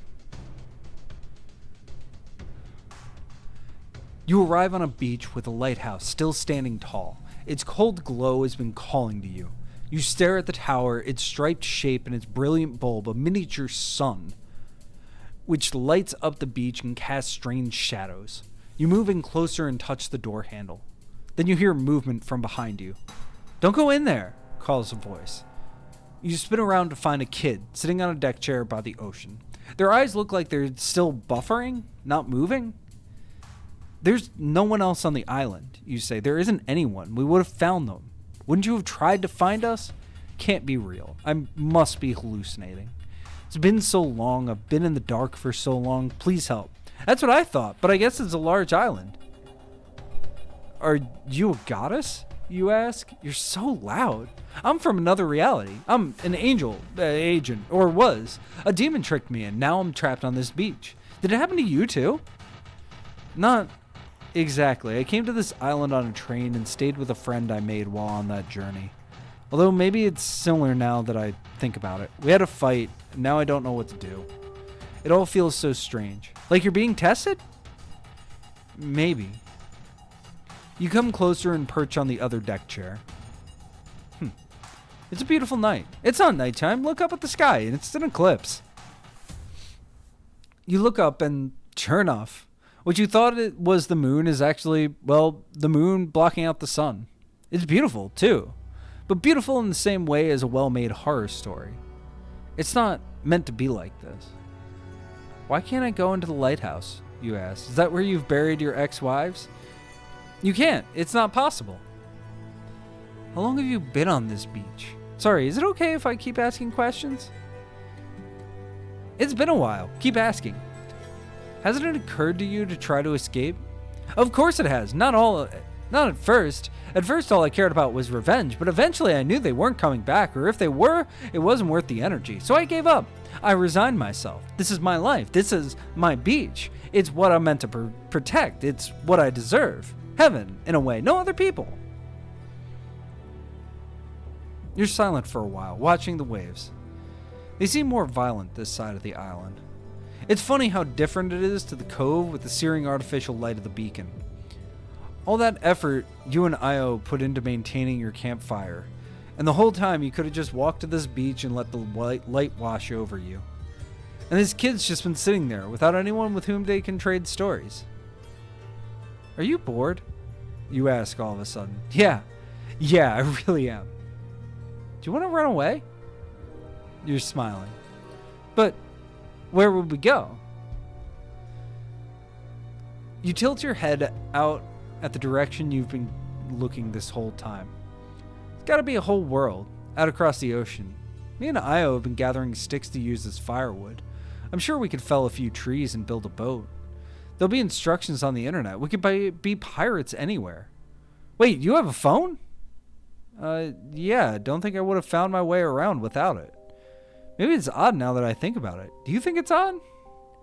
Everything's odd. We're all dreaming. Come on then. Let's make a boat and go.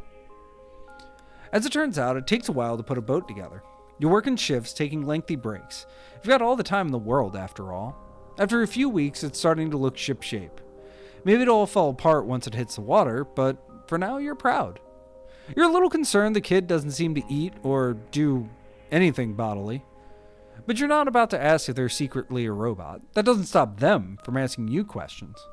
One day, you're reaching into your satchel to get a sip from the little plastic water bottle, which you now have to take the lengthier trip to the forest to fill up from the stream, when you accidentally pull out one of your pages. It flutters to the ground.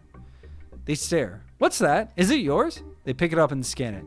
Spooky stuff. You're a writer. You shrug. More just a storyteller.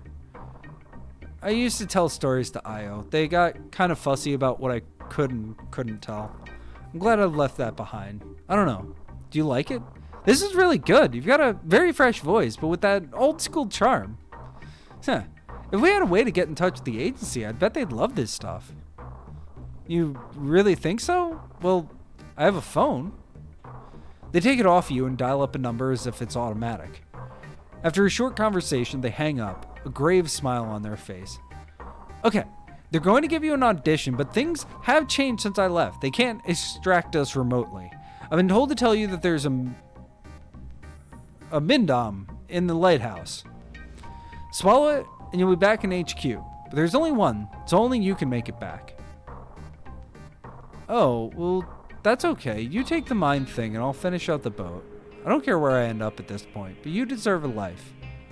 They shake their head. I can't go back. I was so desperate to get out, I trusted anyone. It's time for me to start a new life. Figure out the answers to what I've been wondering. I just want to help people, not just distract them. There must be a way. Okay.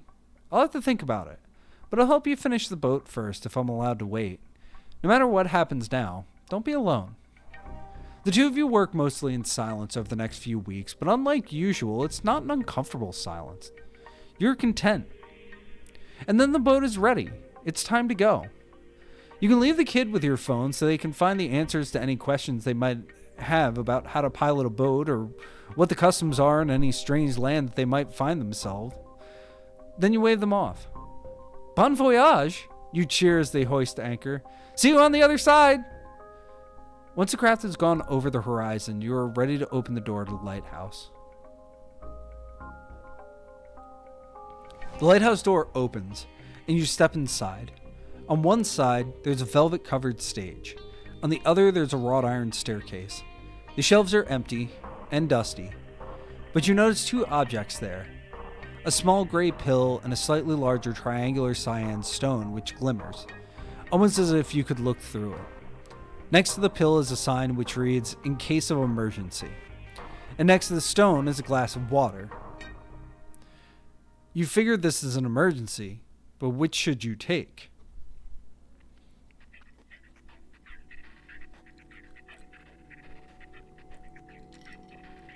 I'm going to open the window. So the Mindam, which obviously is sort of window backwards. I'm going to open the window.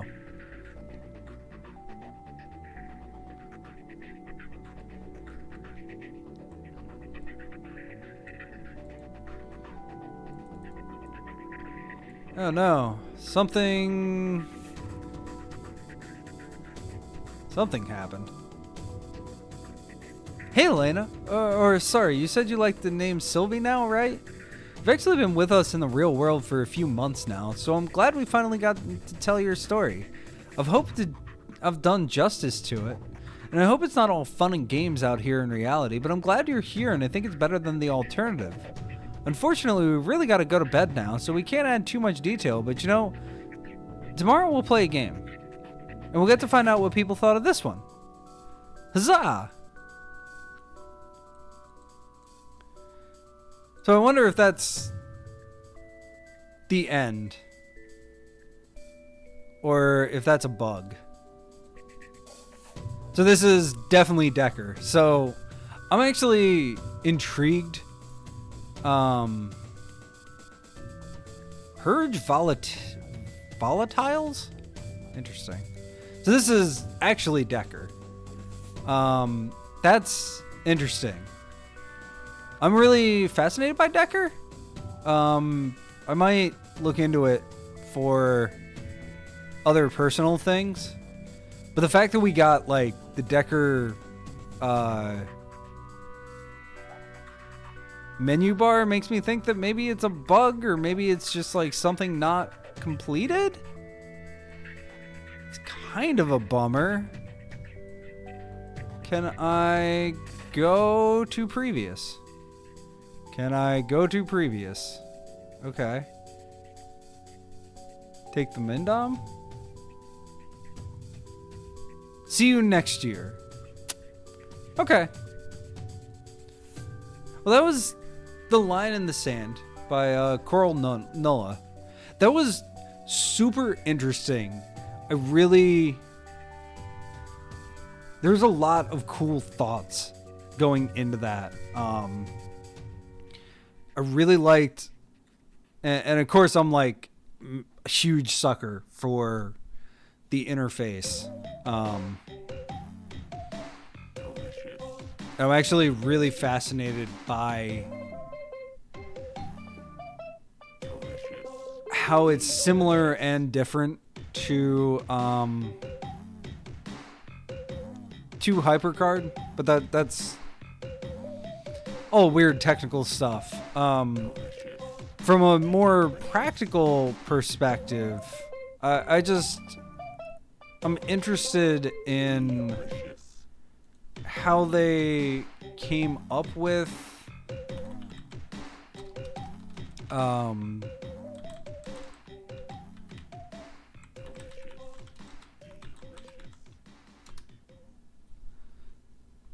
how they, and I'm sorry for the quick flashbang. There's a lot that I'm interested in when it comes to like the way that was done. There's definitely things that I felt... I find it interesting that it was literally a plot point that I was like, I'm not totally feeling these stories. And then the plot point literally was like, hey, I'm not feeling these stories. And it just was that I kept going the other direction. You can hear me refilling a glass probably. That I just kept trying to like do it as well as possible, and that was actually like a stagnation in the story.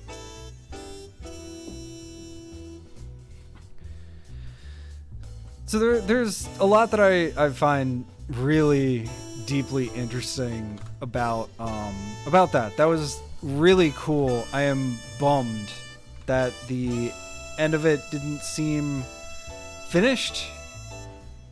But as somebody who put in a demo version of a game, yeah,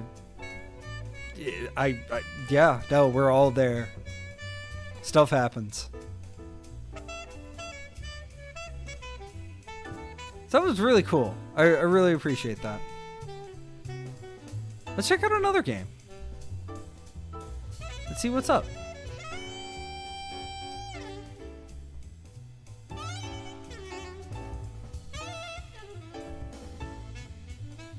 All right, we have The Maze.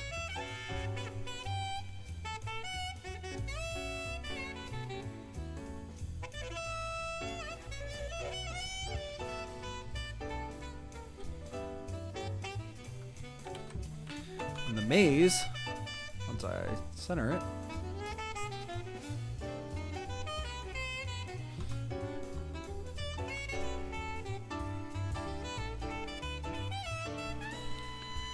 so there are 6 endings to that game.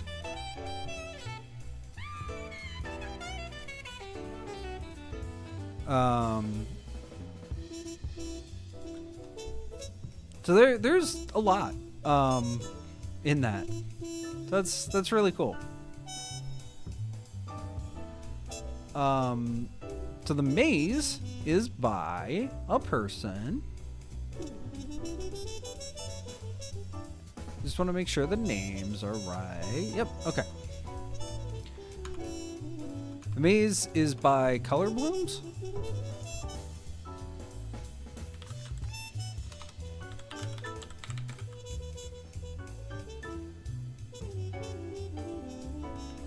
There we are.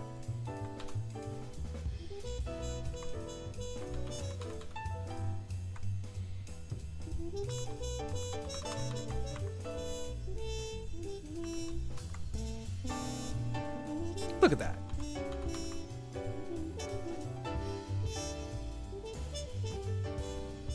Get rid of the wheel of morality. Unholy places.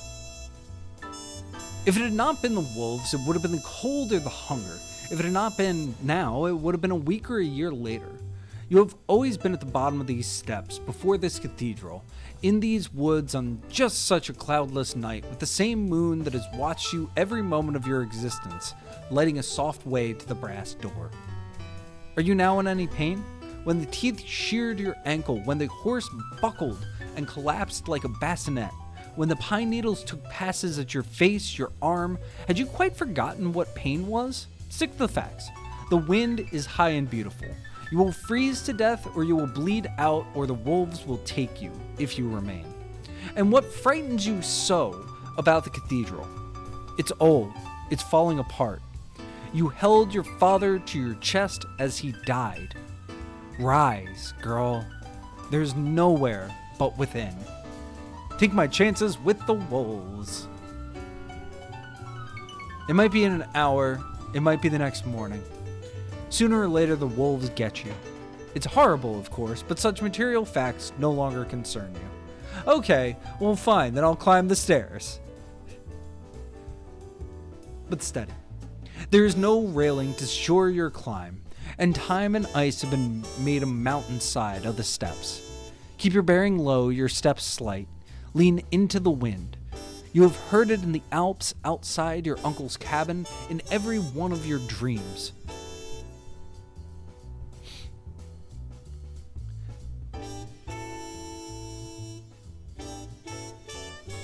There is only one wind, one moon, one God. Steady. Is it the wind howling? Steady. You cannot go any faster than you are now. Yes, it is the wind in the upper branches of the pine howling, or in the smashed rose window of the cathedral howling, or in your own throat howling. Or is it is a wolf, steady. You can go no faster. Was this place made by giants? You can already see it from halfway up. The door's handle is higher than you can reach. And anyways, it is wide as a whole train car. You would not have the strength to move it. Steady. 1 foot at a time. So I think I'm going to fight against this a little bit and slide back down. Now, why would you do a thing like that? What outcome were you possibly expecting? Whatever it was, it's the wolves you get. So, okay. Keep climbing. They have the mare's blood about their snouts. One has your blood about his snout. This would not be worth thinking about, except that you can see them moving in the trees. Can their hunger be so great that they have devoured the horse already? Or is this merely a greed for killing, a certain boredom? Certainly, the world is boring except at such moments. One darts into the clearing. You are only halfway up, and that is not yet to safety. You know you must face them. They will charge you if you turn your back. And yet, for all the snapping of their jaws, they have not crossed the threshold of the steps. The air is palpably salt and sap. They are waiting for something in this place within the pines. They have formed a crescent with their body. The moon has yet to give the sign. With your back to the cathedral, you are barely at a crawl. Your heart is trying to break its way out of your ribs. Actually, every part of your body is trying to betray you, is looking to take its chances on its own. The moon must have given a wink as the largest has placed his paw on the first step. We stand our ground. In a moment, they encircle you. They have certain questions to ask before striking. They want to know if you will dare to strike back. They sense some resistance in you, even you are not aware of. Whatever it is a candle's flame in a hurricane. At last, one lashes forward, but is rebuffed by an involuntary twitch of the arm. Where this movement came from, you cannot say. You are a creature entirely of ice. The execution has been decided. They are arguing over who will get the kill. The largest howls his claim, but perhaps there is justice in giving it to the child. Some part of your brain is splayed out with the scattered remnants of a prayer. The circle tightens. Hisses fraying. There is only so much blood in the world. You scream just before they pounce and the wind screams. The great door roars open and the wind lifts the wolves, lifts you, lifts pounds of ice into the air and tosses everything away, back towards the forest. The whole atmosphere penetrates the body as you reach the highest point, and then drops you like laundry into a basket. In the last light, the moon permits you. You watch the wolves shake off the fall and return to the trees. You black out. When you rise, you have been dragged into the cathedral. This fact registers not immediately, but in parts. At first, as a vague gray in the darkness, a cold press about the back, the wind echoing. You would hate for this to be heaven, and it isn't. Pain woke you and it is keeping you from waking, like a muslin cloth about the mouth. It digs its hand into your calf, where the wolf bit, and the hip that hit the ground first. Breathe carefully. January is acid in the mouth. Eventually, the world regenerates like a salamander's tail. The windows are as tall as 5 men, but draw only the slightest quantity of light, in which an inconstant line of pews tussle and hump one another. Someone has set out a clay cup of water and a ration of bread, and this may suffice to coax your brain back into its pan. You search your coat for the letter and find it. Something or someone has rescued you. This fact finally registers itself. The interior gives no further signs of this savior. Or perhaps it does, for something has surely kept the disarray at bay. Some corners given to cobweb and dust, while other parts, the apse and the lectern, appear with no more than the ordinary uncleanliness. The crucifix above the altar is mixing its Christ. Somehow this, above all else, disturbs you. Eat the bread or rise, let's eat the bread. The bread is so stale your jaw hurts chewing it. The water tastes faintly of limestone. You thank whoever left them for you. You say your aunt's grace. Either the moon has found a more favorable angle or your eyes have adjusted to the darkness. Eventually, you are able to stand, though not entirely upright. The cathedral is enormous, so much that you do not think of it as an interior. Rather, it seems you have stepped into a different woods, with the tall trunks of columns their votive canopy. Flecks of paint run up their sides like bark. You cannot guess the color. The transept cuts the space oddly close to the grand door, again closed, as if it had been installed on the wrong side of the building. The space gives no clues to its use, to its occupation. You take a few steps until pain pushed you against the wall. Still, a great dread determines you, and you walk again. The windows are filled with stainless glass that betray no images, and where here or there appears spot or a recess where a sculpture had once stood, nothing stands, or only certain fragments. The meaning of the place had been scratched out. Well, now, there are two choices here. I said I was going to fight against this as much as possible. Stay and freeze to death. Free will is a miraculous thing. Its operation, not always so. So, I mean, we talk a lot about false choices. At least these are choices.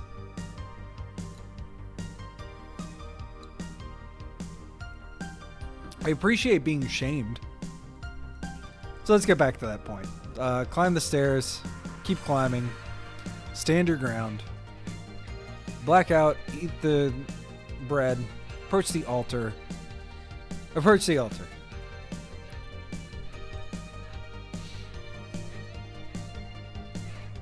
The figure atop the stone slab is from a distance a saint's reliquary, then a corpse, and finally a sleeping man entirely enshrouded in a wool blanket. You feel a great desire to wake him, but a lingering sense of propriety restrains you. The human form seemed out of place in such a place, an ink blot at the bottom of a great page. You turn away. Not that any strong differences can be made between vantages. Here is stone, there is stone. Child. He has lifted his blanket, but not yet risen. He is a man, middle-aged, slightly bedraggled, like a banker, rushed out in the morning before his shave. He smells faintly of rotted ice. It's good to see you walking. Am I to thank you for saving me? You ask. He pushes himself awkwardly from his resting place, stoops slightly before facing you squarely. You think, ludicrously enough, that he might be handsome in a different circumstance. Only God saves. I merely hauled you up some steps. So let's attempt to leave.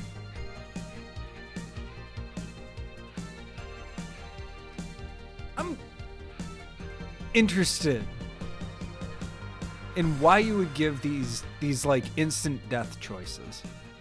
What exactly you hope to accomplish with this maneuver escapes even you. The doors are shut again, too heavy to move, and every chance there is that the path out leads into the jaws of the wolf.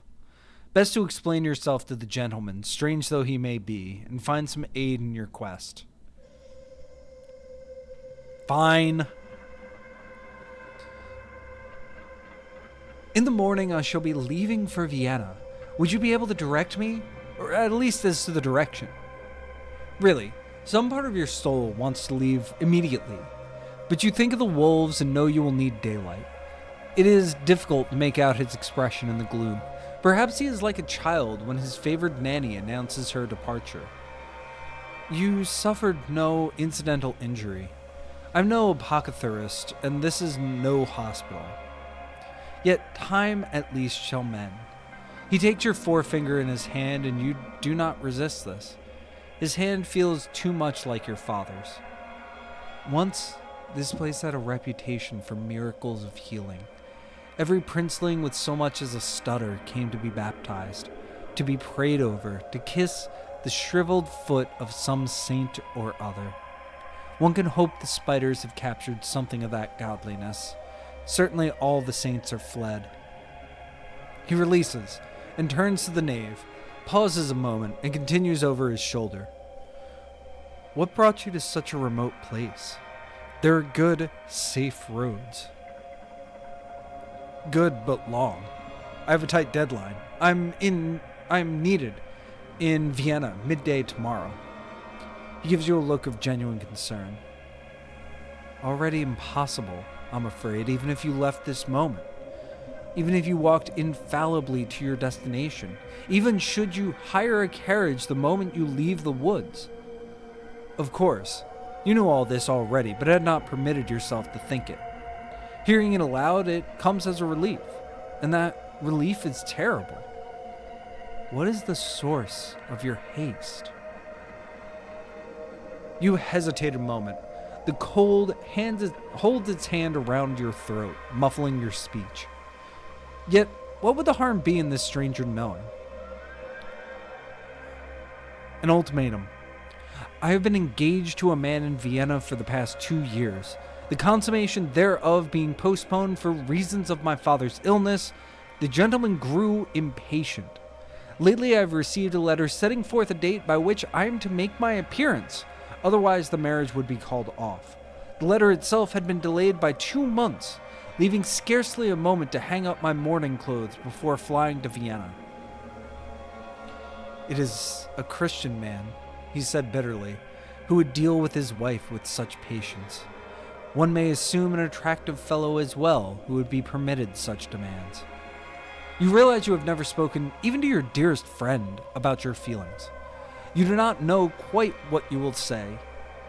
I could not well say. I have never met the gentleman. The man looks older when he smiles. I fear then that I am scarcely closer to my answer. Why the great rush to marry? It was my father's ardent desire that I be seen after once he died. He made to that end a series of investments into shipments from the Far East that ended quite counterproductively on the ocean floor. As his wealth grew more illusory, he endeavored to find some well-to-do young or not so young man who might yet be persuaded to marry into an illusion. I have no talent for marriage or for illusion or for men, yet have always considered myself an entirely obedient creature. The question is, really, who do you obey? For the first time, you feel the man's curiosity is not entirely disinterested. I have always thought that a command dies with its issuer. Further, since all on earth but Christ are dead in sin, it is only the Lord's orders which we are given to carry out. It's a nice theology, you reply. Too nice for my leaning. This cathedral has, or rather had, 2 faces. You will soon understand what I mean. Its secular face, which is what we see now in a true face beneath. Those princes and lepers came to the surface seeking the goods of the earth. They were healed and went on some months or years further to the grave, never knowing that beneath their feet lie the true way to salvation. You tremble, but it may just be a wind. In what way does this true way consist? A labyrinth, a winding path the devil wanders. The devil? Yes, a man may spend his entire life keeping on the straight and narrow path, but if he has never faced temptation or adversity, how shall he be permitted to enter the kingdom? I tell you, no place on this planet is closer to hell, nor to heaven. What say you? I refuse. My good sir. You have seen such madness only fleetingly in the faces of beggars who wander the streets and howl at the moon, heard it in only your father's confused murmurings near the end. I'm afraid I am made of such meager materials as is suited for neither for heaven nor for hell. I may or may not find my match in Vienna. My daughter, is it not Providence that brought you to this point? How many miles of conifers encircle us, and yet in your confused wanderings you have chanced upon this holy place, which took me many years of dedicated searching to find. No, it has already been decided. Just for once, you say, I should like to decide something for myself. He returns to sitting on the stone bed. You hear them? The wolves are still out there barking. Oh. If you insist on leaving, in the morning I shall walk with you until we find the road. No, we're going to leave in the morning. We are not engaging. The morning never arrives for you. The cold and the loss of blood take you when you fall asleep again. Interesting.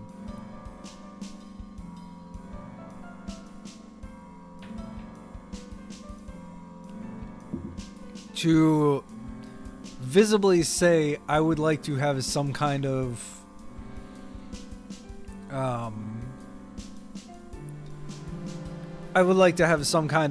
choice in this matter, and then to make the only choice that you can make lead directly and instantly to your death. I mean, definitely something to say there. I will go that far.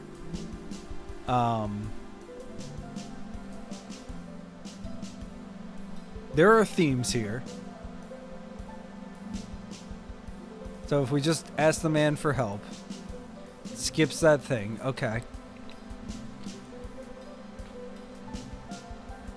So I guess consider the matter further. You consider the silence. The man is mad, clearly.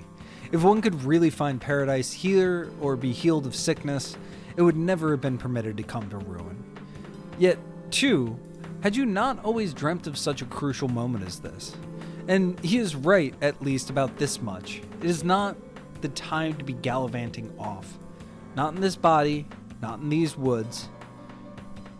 It is not dangerous? Nothing could have more danger. You have been sick to your core, you think, every moment of your life. And every moment you have ignored your sickness while the world, your father, your mother, Lord bless them in paradise, had need of you. Granted, you want to be well. The matter decided, the man draws you to a small hollow and finds, secreted into the door, a handle in the middle of a circular mosaic, and pulls away that hidden covering to reveal only a small hole, and in the hole a ladder coming not quite to the lip. He descends first. As you follow, you think of him at the bottom, staring up your dress. An idle thought, given the darkness, yet there was something to recommend the world of trees and wolves over that of men. He grabs your shoulders as you reach the bottom. To steady you, you hope. Take my hand. There can be no light here, yet you will not need any, for there is only one path in the maze. a winding, treacherous path to be sure, but stick to it and it will guide you unfailingly to your goal. Never have you felt more like you were dreaming. If there is no way to get lost, where is the danger? Even dreaming carries with it a stronger impression of wakefulness. There are 7 trees, you understand. 7 trees for 7 sins. The devil will draw you from the path. That's all sin is in the end, leaving things unfinished. You expect your eyes to adjust to the darkness, but it never happens. You can do nothing but allow yourself to be led. If your guide released his grasp, can say if you would find your way back to the ladder? This is the place. Perhaps a certain change in the air confirms it. A different kind of shadow among shadows. The kind that masses before a drawbridge. Not a wind, but simply a denser stillness. You feel it is impossible to go on. This is the place. Continue, if you will. Your fear does not have an earthly character.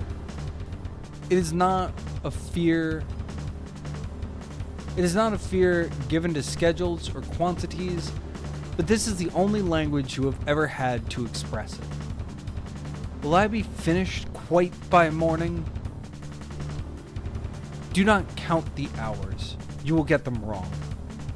The man's grip takes a certain insistence. Only know that you will be delivered. Every person who has entered the maze has died. Some have come back from death. It is only the awful unreality of the place that permits you to continue.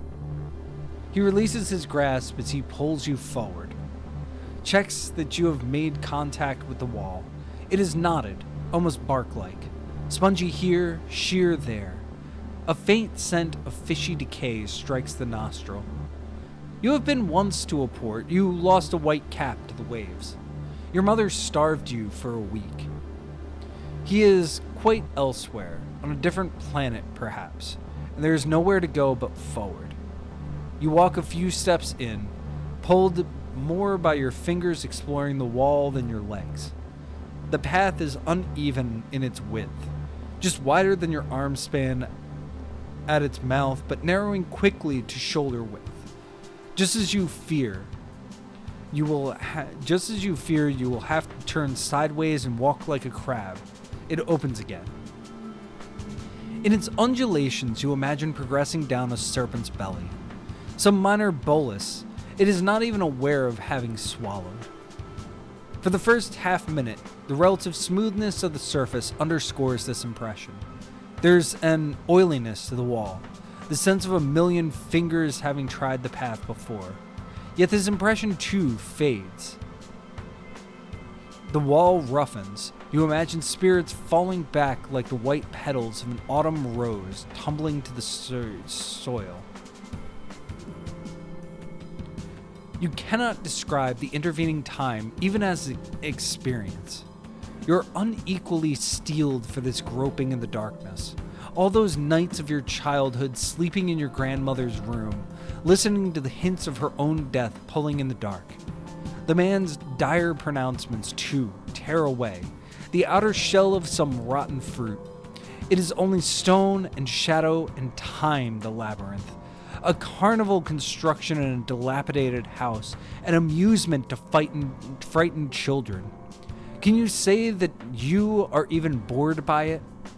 She spoke so often of hell, your grandmother, conjured it in 1,000 frightful visage, over 1,000 mundanities, an uneaten crust of bread, a rumple in the sheets, a minute's delay leaving the house. It was all you could do to survive, to learn to be bored by damnation, by the prospects of paradise. The path seems to fall away. It opens into a sudden alcove, the first tree. If you plant one foot against the wall and lean into the center, you reach its bark just before collapsing. A real tree. It shifts just so when you press against it, even shakes its leaves like a rattle. You approach and grasp it. It is slender, as thick as a man's leg. The bark is grooved, rougher going down than ascending, like a shark's back. Its impossibility registers slowly. And when it registers, it is only as some further unreality. The man had called the trees sins. Which one was this? And why? Its presence is menacing. Granted, all improbabilities are menacing. They mock our sense of the world's solidity. And yet within that threat is a different solidity. This, at last, is a real thing. You sit by it. It offers no firm support, but it accommodates you, comforts you. You feel your eyes close. You begin to dream. A man's beauty is a fact greater than the squalor. The half wall of drained natty light, the palimpsest of hockey jerseys claiming the other chair by the ancient fireplace, the stupid existence of red plastic cups. Why can we not speak of beauty as something as obvious and simple as the climate? You're struck dumb, paralyzed by a web of desires his beauty weaves by way of mutual entailment. It may just be a simple want for words. All earthly comparisons, rainbows and butterflies and sculpted Venuses, have a chintzy, second-hand quality. All other beauties have been chewed up and spit out.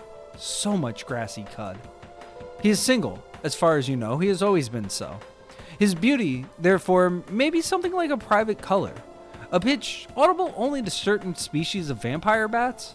It is a lucky and lonely thing for you to perceive it. He speaks. There's something happening at the police headquarters. It is an invitation, something thrilling, but also dangerous. You had invited him over for beer, for weed, the usual dissolutions, to assay your desire. This change of scenery could represent an escape procedure. The police headquarters, the ink cloud from a squid's mouth. Yeah? Should we drive over? Clogged up, I imagine. I came by bike. He did not intend to down his vodka club. You invented an obstacle. Bum tire on mine. Haven't had a chance. An embarrassing fabrication. Your life is nothing but chances. Hop on mine. He finishes the drink in the end. 2 thrilling gulps.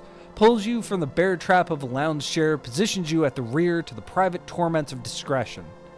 Keep hold. The excitement is tempered somewhat by the nearness of death. Winter has been stamped down into a few icy millimeters. With the extra weight, the bicycle cannot stop itself before the lines.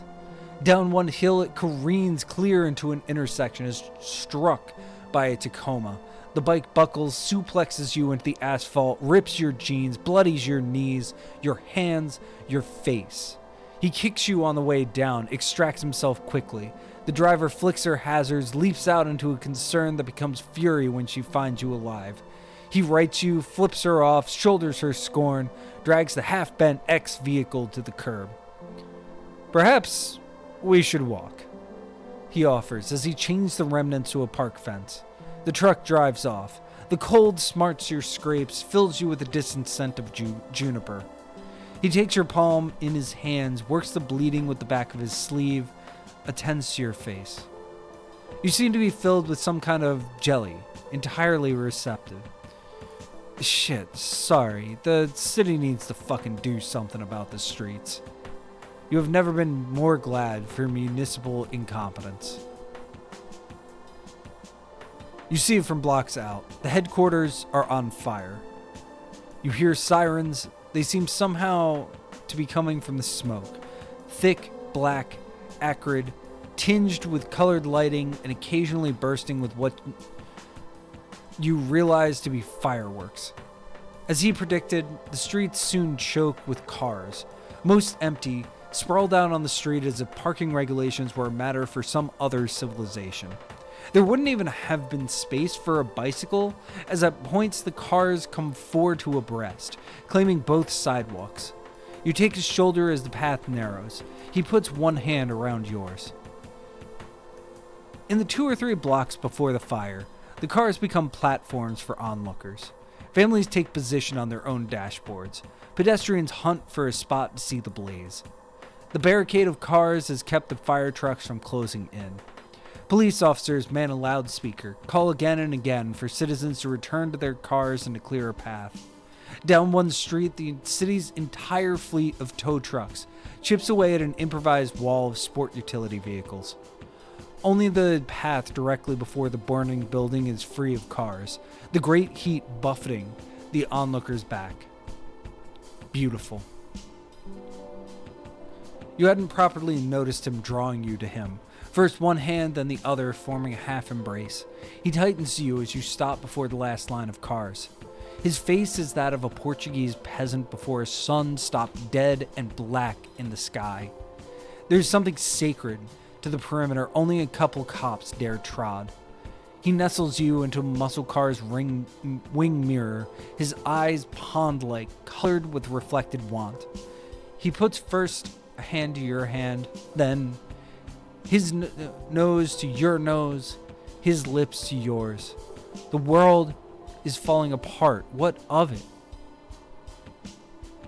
When a fawn is born, it is slick and bare and yet walks only with the vague dreaminess of one long slumbering. It knows already which berries are wholesome, which poison. The forest floor is thick with seeds that germinate only in fire. We awaken. After waking into darkness, it takes you several minutes to realize you are awake. It is only the pressure of the trunk on your back that disturbs the perfect blankness of consciousness. The dream fades slowly, the impression of a warm mouth. Back into the darkness of the maze, you push yourself up slowly. There's a great risk, you realize, that you will have turned around in your sleep, that you will exit the way you came. Or would that be such a bad thing? The man had insinuated all sorts of dangers in the labyrinth and calling it short, yet the dream fit strangely into the scheme of the place. Lust, if you had to place it, but nothing like your grandmother's stories of the horrors of lust in this life or the next.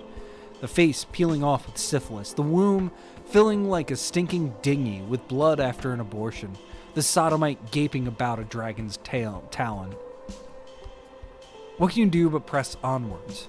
You have always had a talent for feeling nothing. And so the path goes a while, turning this way and that like a disobedient horse, until after some time, an hour, a day, it opens again onto another room around a different tree. A short, squat one, the height of a man but too wide to get your arms around. Some sort of palm, judging by its leaves, its fibrous top. You sit, but you resist sleep, even as it tugs upon your eyelids. These visions are surely the point of the construction, some strange effect of its artifice, like the trees, perhaps, fakes, you decide, well made, but of course aided by the darkness. In the light, surely, they must be some strange, false color. There must be an odd perfume laced into the bark, a soporific, a stimulant of visions. You wait a while, hoping to discover some sign of this, a scent, a texture about the air. There's nothing but moist stone. You fall asleep. You hadn't thought of suicide until she took away the toaster. There was cause, of course. You did burn a whole loaf's worth the other day, forgot about it slice by slice until the kitchen became nothing but charred crusts. Still, it was the only appliance you were still allowed to operate, together with the coffee machine. And who knows how long you had left with that. The sad thing is the toaster is the only instrument of suicide you have any confidence in. Plugged in the bathtub. You've seen it in a movie. She's unlocking the cabinet of forbidden items. The nurse, fetching the toaster and a butter knife. Couldn't cut anything with that flea market tat if you had your mind set on it. Relocking it, plugging the toaster by the radio on the one window speckled with rain, with the broken brown and white reflections of the magnolias on Kentucky Avenue. She is sad this morning. She scoots you out of the way to fetch a slice from the bread drawer. The whole row house is a window, a table, a few counters, a bed in the second room, boxes in the third. Between your wheelchair, her hips, there isn't space to breathe. When she passes again, you wish you were a pervert. Secret, sick pleasures seem the only ones on offer in the modern world. You're drinking microwaved instant. Perhaps she did lock up the Mr. Coffee after all. Yeah, I just use a pan. Tell me when. She scans a knife over an open butter dish. You wait until it reaches the midpoint. When? A jazz band is playing at the cafe on the corner. They sound terrible, but thankfully muffled. We have to think of your cholesterol. Come to think of it, you would still like to live forever if you could contrive it somehow. I thought I was choosing for you. For me, scrape all the butter off the knife and just spread it along the bread a bit. She is slowly being swallowed by her own body. I guess we're surly this morning. I'm only thinking of your future. How else are you to eat me out of house and home? If you become some mediocre drama student reciting a monologue from a third-rate play. Heaven forbid, in my bounded existence of cooking and cleaning, of wiping you down, of portioning medicine, of bending to my father's beck and call, of putting on the image of a perfect, dutiful daughter. Anything for Reagan? Heaven forbid, you must have heard Reagan died, and nurse and maid split from her corpse. My word. Well, there certainly was enough of her for two. Heaven forbid. Lord, forgive me for thinking anything of my ugly self. Did I say any such thing? You are beautiful. Perhaps you did say such things. You cannot trust your own memory, though you do not always remember this. She hands you a slice of toast, generously buttered. Would you open the window, please? You find yourself saying. I'd like to hear the music. You do not want to hear the music, but you hope she might. Father, it is awful. You are not deaf. You keep turning over the question of death, as if it were a weekend trip to the zoo. You'd heard about the albino crocodile, of course, the caged mandrills, the rhino whose tusk is slowly curling back into its skull. I'd like to go into town this evening for an hour or two. Do you feel up to being alone? It's a matter of practicalities, really. That's what everything comes down to. Do we have a gun?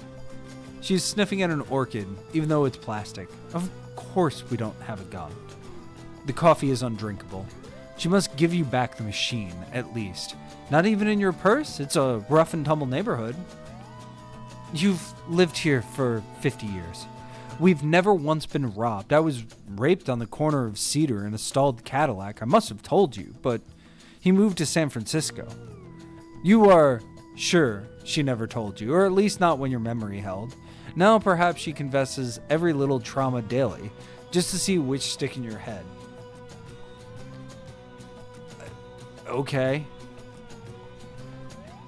I hope they have good mashed potatoes, this place you're going to. Before you leave, can you put on the coffee machine? I can't stand this instant. She's wearing her mother's bougainvillea dress, the one your wife stained in the back by sitting on a park bench drunk and puked on. That is your coffee, Dad. Look, it's still warming. You take too long to drink and the hot plate scalds it. That evening, she forgets to lock the cabinet. You fill a bath, plug the toaster in, and rest it on the sink. You don't know if it has to be loaded. You stick 2 pieces of bread in to be safe. The toaster is slightly warm at the side when you climb in, wearing a dress shirt and clean pressed trousers. There is dignity to think of. The cord is too short. The toaster disconnects before it hits the water. Perhaps you got a bit of a jolt, but that might have just been the hunk of chrome striking your chest. There's an extension cord somewhere in the third room, but it doesn't seem worth the unboxing. Just change into dry clothes, ask the neighbors for a length of rope. Keep things simple. intense in multiple ways. You start awake, this time in a sweat despite the cold. It is horrible being anything other than oneself. Another time perhaps, but now, trying to pull back together a sense of a unified personality. You focus on breathing. That at least is safe within your character, whoever you are. You wonder if already you're supposed to have learned something from these visions. This one in particular seems arbitrary, cruel. You try to pray in the familiar manner, collapsing into your own chest, but keep hitting upon that image of a metal box. Some future device for making toast with its arcane relationship with death. Perhaps it is a vision of the future. You think of some remarks your father made on some ideas of Malthus. Perhaps this is how the future will solve the population crisis. Stock each household with 1,000 instruments of death. Let the cautious survive. You press on. If Christ or the devil have a message for you, they will know where to find you. This stretch seems longer than the last, though you don't have a sense of how long either is. Strangely, you do not feel hungry or thirsty. Even any sense of pain has gone. You shout and listen for how long it takes the echoes to fade. This is a mystic place. The man had been right about that, though so far it has given only bewilderment. It has time enough, you suppose. On you go to the third room. Larger than the others, huge actually, with roots that come down from the branches like ropes. You do not know exactly how tall the basement is. Perhaps it is slanted imperceptibly to make room for this tree. In any case, you are now ready to accept the trees as living organisms, howsoever impossible that seems. This one feels almost bursting with water. There's not a comfortable spot amongst its roots, but that scarcely matters. You fall immediately into sleep.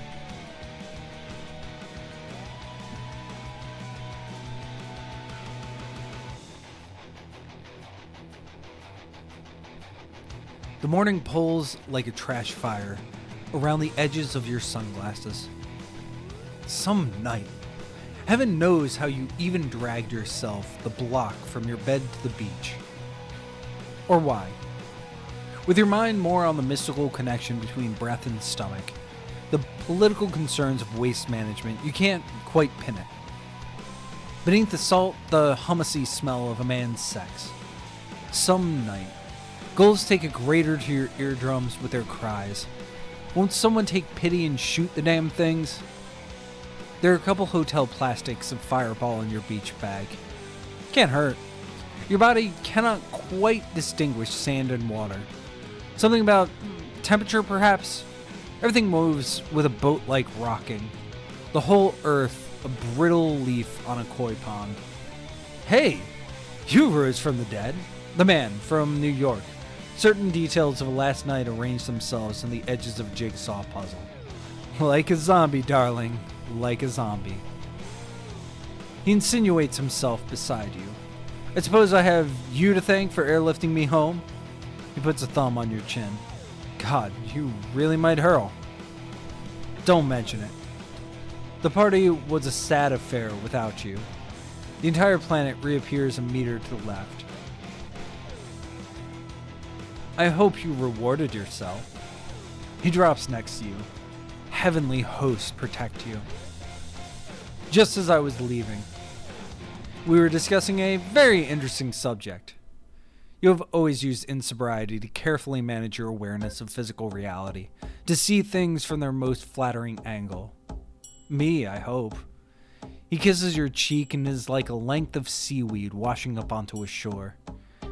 In a way.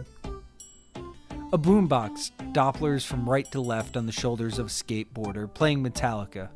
Money? His hand is up your shirt, resting on your nipple. You must have given all the keys to the kingdom. Money.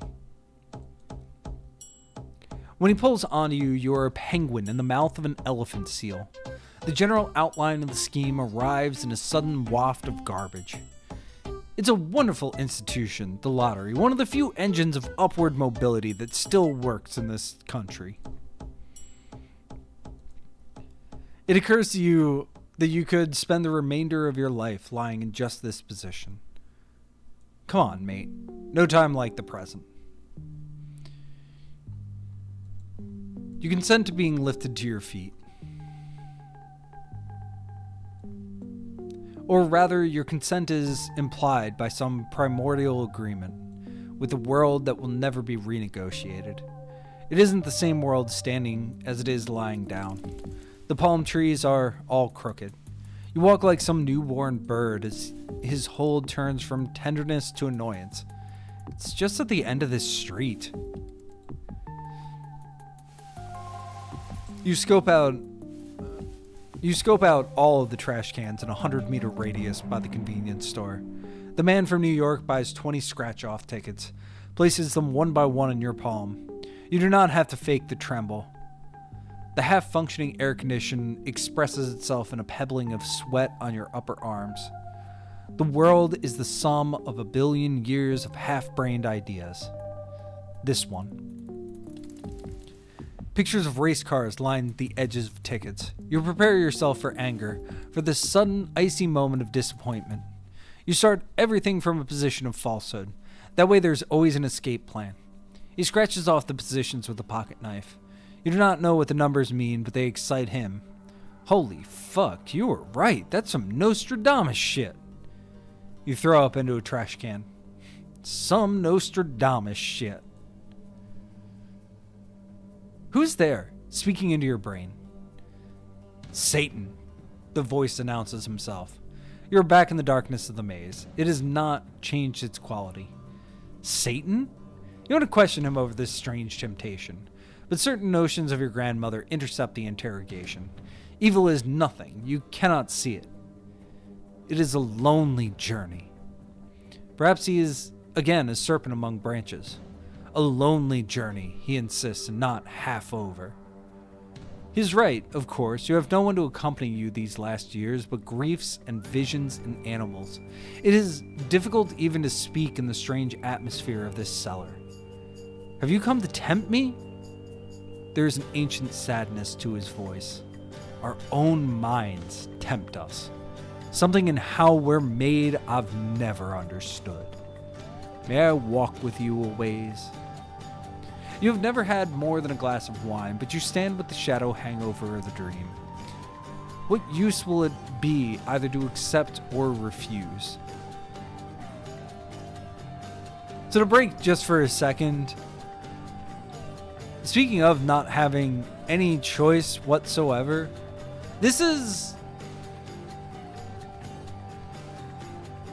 there were choices early on, and I talked about it.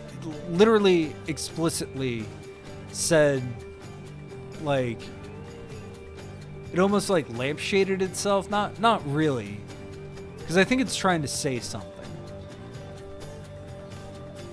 But like, I do find it interesting that this has just been continue. And it is something. It's something to struggle with, I feel. My illustrious co-host and I have talked a lot about like what makes actually good interactive fiction, and one of the things that she talks about is I'm gonna butcher this, and that's a bummer. But the idea is like, what does this use the inherent tools of interactive fiction in a way that transcends the usual? Is like a 10-star game, you know, a 10 out of 10 game in IF-Comp. And like, things don't have to do that. But I think the question is like, what are we accomplishing here? What are the choices that we get? What's the experience in comparison to other forms of fiction.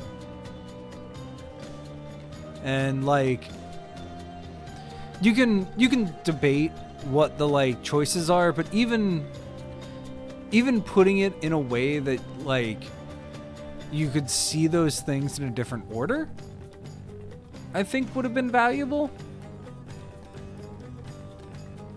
To have some kind of choice.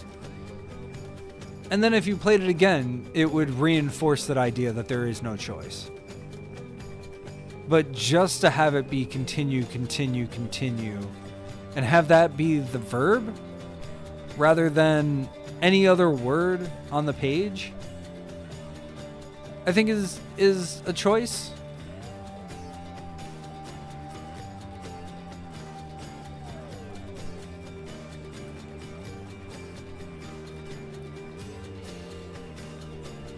But I do like the prose. That's not a complaint about that, that's for sure. So the adversary is there in your footsteps. He is in the stretch and warp of your calves, your ankles. He has his fingers in the heaviness of your hair. You are a man in these visions, you decide.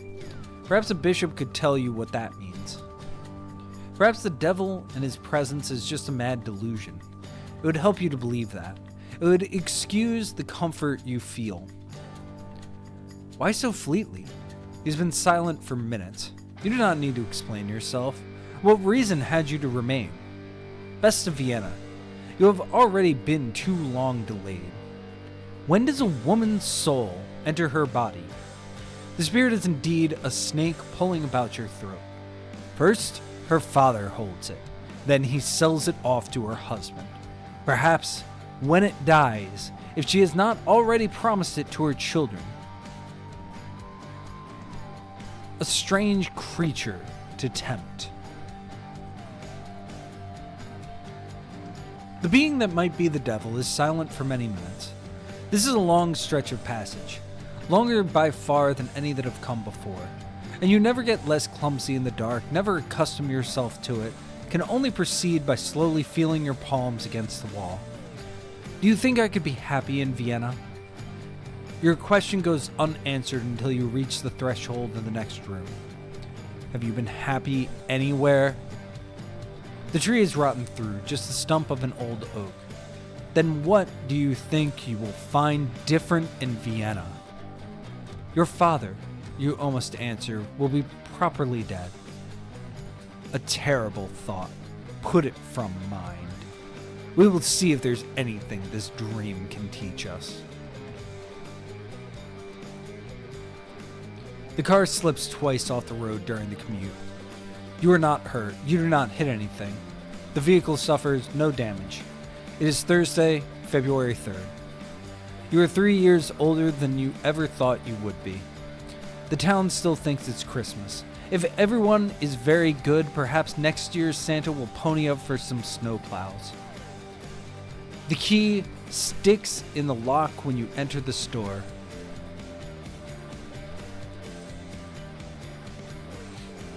Not even metal likes the cold. Maybe you'll have to call a locksmith. Take the day off. 2 more seconds of jiggling and it's unstuck. The door is open. The infrared sensors recognize a body. The lights turn on. You check on the walk-in. Everything is as it should be. You can't smell the dough anymore. Or you can, but it smells more like normal air than anything else does. The outdoors smell like a rusted tin can to you. You hate your job. The dream job. The job you quit everything else for. It's not worth saying. The dough still needs to be shaped into loaves, placed in neat rows on aluminum trays beneath plastic sheets, proved, scored, baked, rested, sold. The remainder disposed. What are your hands doing? Idle like that. The 2 ovens can support 2 trays on separate rows. At 3 deep and 5 wide, that's 60 loaves at once, 2 batches an hour. 8 hours of baking in a day, that's 1,000 loaves. Half a ton of bleached white flour. Add wheat for texture, 10 kilos salt, a few more leaveners, preservative, $2 of material per loaf, add rent, electricity, wages, bank loans, sell them for $6 and the numbers work. You sold 80 yesterday. That was a good day.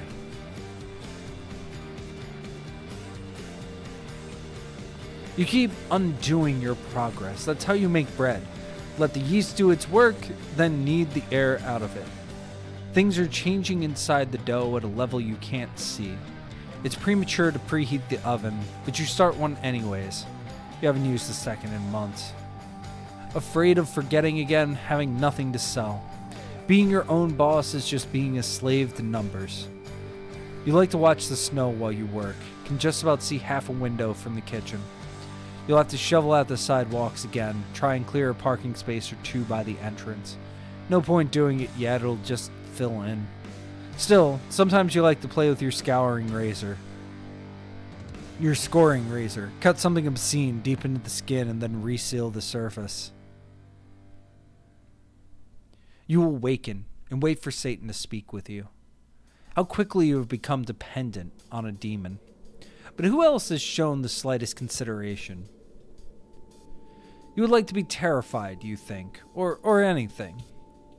If only the visions followed some scheme, organized themselves with some purpose, you could feel at least that there was a point to all this wandering. Would you like a preacher? All this sleeping and you are still tired. You do not answer.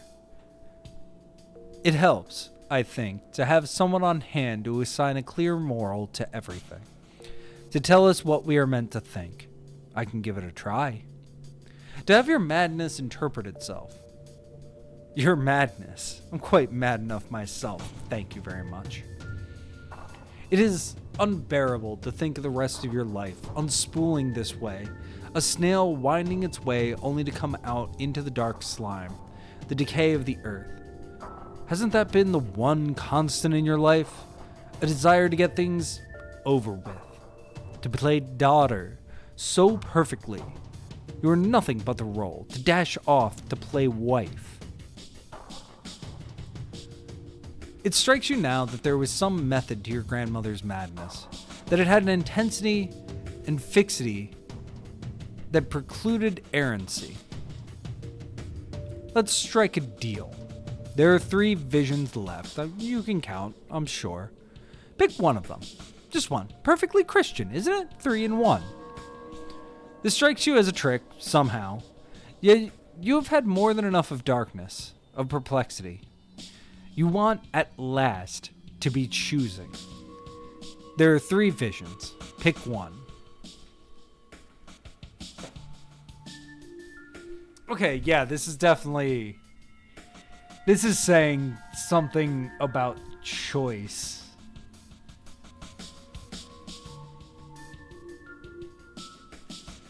I'm curious what. Monty Hall rules. Option 2. After your aunt's funeral, the estate's sales starts. She took on all the good jewelry to the grave. But there's still a carat or 2 on display. You find a scuffed pendant of a silver circus elephant riding a pearl. It's ugly, but give it a clean and it'll be tacky instead. You've never wanted anything more. Buy it. That is, until you see the lamp. The plastic Ginny's lamp. Not officially a Disney product, the light of frosted red LED on its tip, a discount Robbie Williams trapped in blue along the base. The paint has chipped along the shaft. The switch is stuck permanently on. No, that's trash. Okay. Hello, welcome to game design. Hidden among the 3 separate knife sets, a Himalayan salt mortar and pestle, the kind of thing that gets used once. You can tell from the ugly spot of what might be garlic, and never again. Already there's a fracture in the rod. No, none of that. The estate agents don't know what to do with the books. The kind of magazines that sit in waiting rooms, 3 decades of self-help, cookbooks for every variety of casserole, You would think our possessions would say more about our lives. Bad casserole cookbooks, that is my thing. Buy all of them. 2 oil portraits of our basset hounds that died 3 decades ago. Awaken. The laurel is silvery. You remember light exists in the world a moment before you register the beams that come down from an opening. The laurel almost embraces a ladder coming through the opening. You don't know how you got here. You climb the ladder. Its rungs are harsh, splinter into the hands. They bend more than you'd like under your weight. The opening at first is a straight wall of light. As you pass through it, the world resolves into the dark gray walls of a tower. The ladder keeps going. There is a further opening maybe 20 meters ahead. You climb slowly, as if you have forgotten every moment that is not crawling in the dark. You do not permit yourself to look back, but simply watch the wall and do not think. Easy does it, one step at a time. It is a bell tower. The man is there. The room smells of sawdust, of mold, of copper. Midday tugs strangely at the glassless windows. He's sitting on a tripod. Through the windows, a simple world of green and blue. The air pulls itself around every part of your body. One day, you will know how to fly. It's good to see you again. You barely move from the opening. You have never wanted anything less than to be here now. You allow him to approach slowly. He ducks below a bell. There are 3 of them. They do not move. He asks what you saw. You do not say. I would like to confess something. 3 years ago, I went into business with an older gentleman in Freiburg who dealt in shipments. A charming man. The business went badly, but for the sake of our friendship, I persisted in the deal. As the losses mounted, I began to search for an opportunity to abandon the partnership. The man offered his daughter's hand in marriage, and being unmarried, I agreed. By some strange, sympathetic magic, both him and I became mortally sick, though I disguised this fact from him. In my research to restore myself to health, I discovered this place. It heals me. I want to write to tell him, to let the whole world know of this miracle. But a small voice stops me. Not yet. I suppose I hated him as well, feeling tricked. I write a letter, aiming to take his daughter from him, demand she come to me. The next day, filled with regret, I write another canceling this demand. I now know the first was delayed, the second never arrived.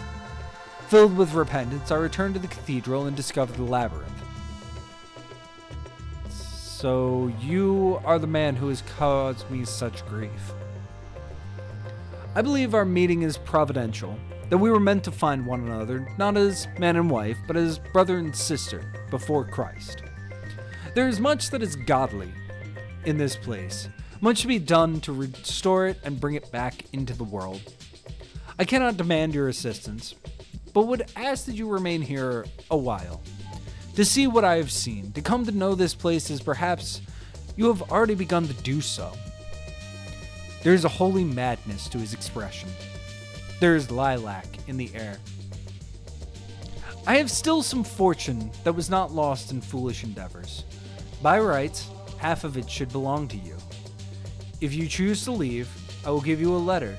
Take it to my solicitor in Vienna, and it shall be arranged. Sit and continue a while.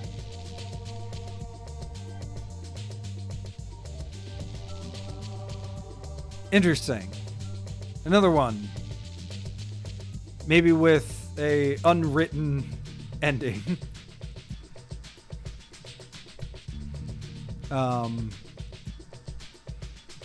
Interesting.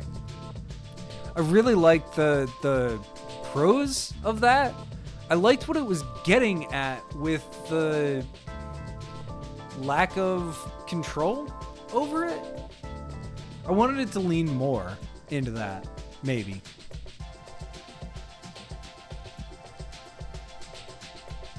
Well, that's another game done.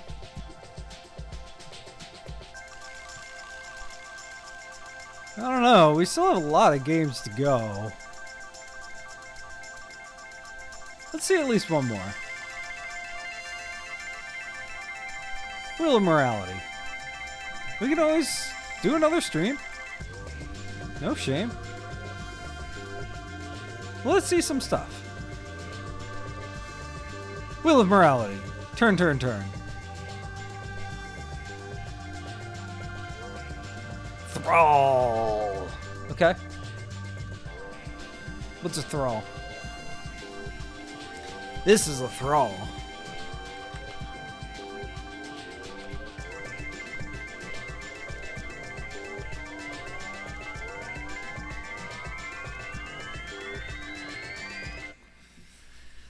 Well, we learned about Thrall.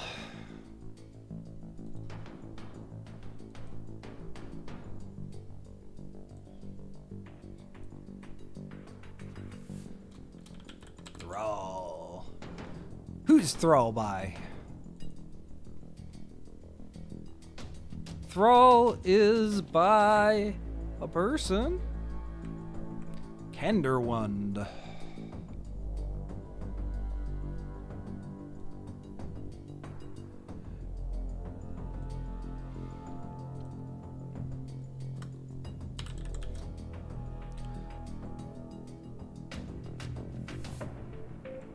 Oops.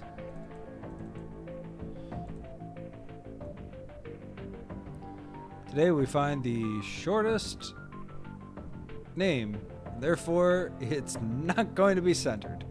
Can I make it centered? I thought it was. It is. Yep. Centering, not gonna happen.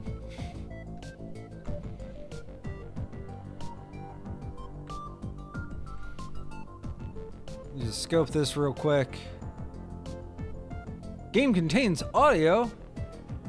Game contains audio. How nice.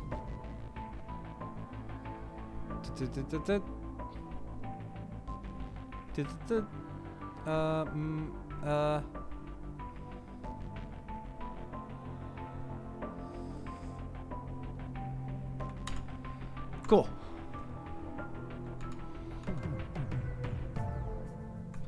So let's, if the game contains audio,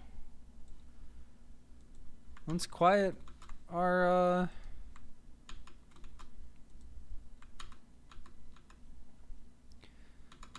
background noise and, enjoy the audio.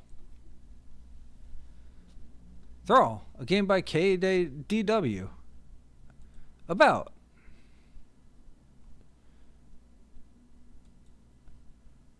personality death, mental manipulation, violent, non-consensual activities, illusion to non-safe for work acts, suicide, no explicit contact.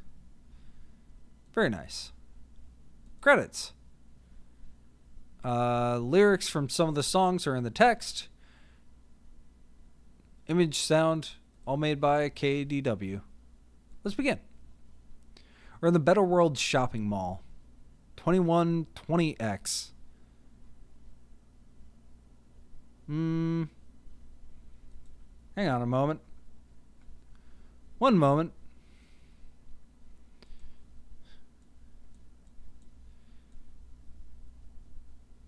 Picked the wrong box. Here we are. Better World shopping mall. 2120X. Another world is possible. Constructed over the ruins of derelict apartments, go at evening when the sun's dying rays find it harder to touch your skin. Surveillance cameras stare. 15 floors of boutiques and restaurants cast a deepening shadow. Within the shadow, a digital billboard glows, flashing targeted ads at the nearest passerby. Smartphone becomes electric car, becomes credit card. Images surface and resurface. AI-generated faces break apart and meld into each other.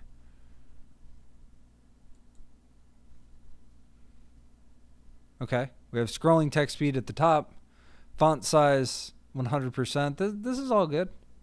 The man on the screen is a more photogenic version of you. You've tried to look good before. He is trying harder. He has the same hair and eyes, but his skin is flawless, his chin chiseled. He says, I realized that vampirism destroyed me. I'd grown used to living paranoid and hungry, avoiding people and shirking the sun. So let's, seems like there's not constant music, which is a thing. So let's get some music going.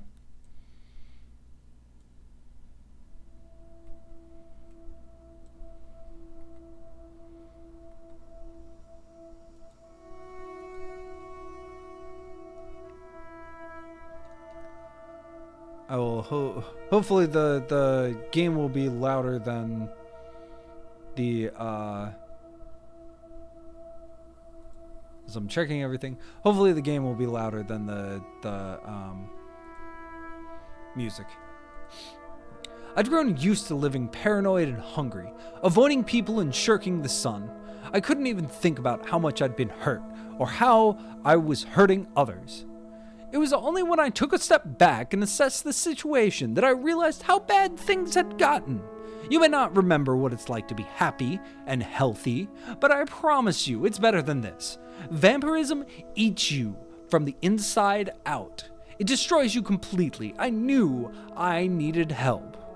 Screen transition, sunlight, and a happy family. Victims of vampirism don't recognize how they've been damaged until it's too late. You can start your healing journey today. Ask your local clinic for a leucotomy, scientifically proven to erase all vestiges of vampirism and restore humans to a normal psychological and physiological state.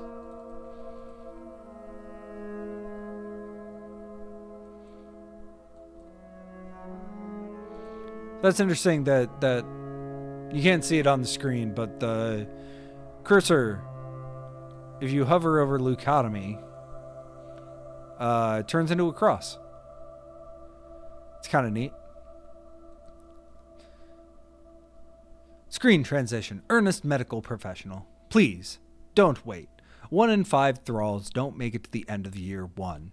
Abandoned by the one who turned them. You don't have to live like this anymore. Well, obviously, we're going to check out Abandoned. You chased him long after he was gone. 2020-something to 21-20-something. He died venturing into sunlight, a choice made the same day he turned you. The day you became full-fledged was the day he decided to disappear. Search your memories for the reason and find nothing. Did he ever tell you? Were you unworthy of being told? You do not remember existing as a confidant or as someone to exchange words with. Any conversations you did have are sundered away. Your relationship never needed words. It was beyond them. You remember seeing his body vaporize in the direct sun. He allowed you that, the privilege of witnessing how the light seared away skin and blood until nothing was left. Through the shaded window glass, you saw him dissolve. Surely that was a decision made from kindness. In his absence, you live like a ghost. His money sustained you, supplemented by what you achieved with your own powers. You use it as to keep yourself protected, safe in this bubble that separates you from the rest of humanity. Vampires are known as isolated and asocial individuals, night dwellers and hermits. You, too, are a hermit, and your connections to the outside world shriveled with his passing. There is no need for others when his memory alone is enough. Castles are for bygone eras. High-rise suites are now in vogue. You still inhabit his. A condominium whose furnishings were modern when purchased and became antiquated with the passage of time, whose mirrors never reflect you. In his absence, the long halls became cavernous, the rooms too high and empty. If you could, you would weave together the lingering smoke of his being and bring it all back together into the shape of him. He lives free in your heart. The tether connecting you will never snap, not even when he has long dissolved into the toxic air, the deadly sunlight. but you cannot pull it and bring him back. The dangers. 19 something something to 21 something something. Never a shortage of agitated news articles, studies, television ads, speeches read off teleprompters, blog posts, and internet comments. An age-old furor carried on wind and radio waves. It is true that vampires do not age, but they are relegated to a pitiful half-life. They must shirk the direct touch of the sun, for it burns them. They must avoid silver and holy water. They can never see themselves in reflections, photos, or videos. They must subsist on the blood of others, at least once per month, and can consume nothing else. They find it impossible to experience human pleasures. They deserve our sympathy. But let me tell you, vampirism is here to kill, steal, and destroy. Trying to live with it is like trying to live with cancer and calling that the natural state of affairs. It's a disease. What do you do with diseases? You cure them. Vampires are reduced to skulking around in the margins of society, sucking other people dry. I pity them. You know, every vampire first suffered under another hand. Vampires, they are dangerous beasts, in possession of a supernatural charisma, which they use to enthrall their hapless victims. The condition of thralldom is one wherein the will becomes a subordinate to the other. It's a cruel slavery. Once overwritten, your emotional centers are no longer entirely under your own control. Thoughts and sentiment, memory and personality, all the things that comprise the human soul, go under the other's command. They prey on the weak and lowly and make of them marionettes. Was that you?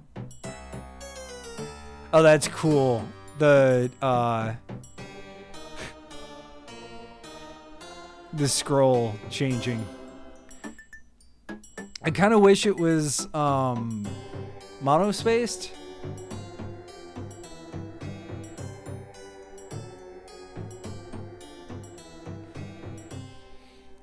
But I get it. What do you remember? A desire for oblivion, the mechanistic endpoint of a life wrung dry by drudgery, a world that folded in on itself and became smaller and smaller every day, exponentially smaller, until you were a rat caught in a trap. People have ways of dealing with it. They buy one-way tickets and sell their possessions. They disappear, leave friends and family, and start anew. You don't remember your old friends or family, if they were ever there. The memories have vanished like smoke into air, like dust effaced by a cleansing rain. You bought no tickets. You wanted something else. You knew what you wanted. Escape the trap. Vampirism is a monster of hearsay and horror stories, and also the feeling that rises in you upon hearing those stories, a sickening that might be called desire. That was how it began for you. Storybook romance left you cold. In all your human connections, something was missing. You needed something else, not stolid courting rituals, but a love that consumes, devours. You were always this way. Oh, I see. So hovering over the bold parts. So it's like we make so much from how little we have. It's hard to imagine growing old and contented. Then a sickening is a warmth. Called desire is called love. You were always this way, or were you? Or is that only an implanted memory?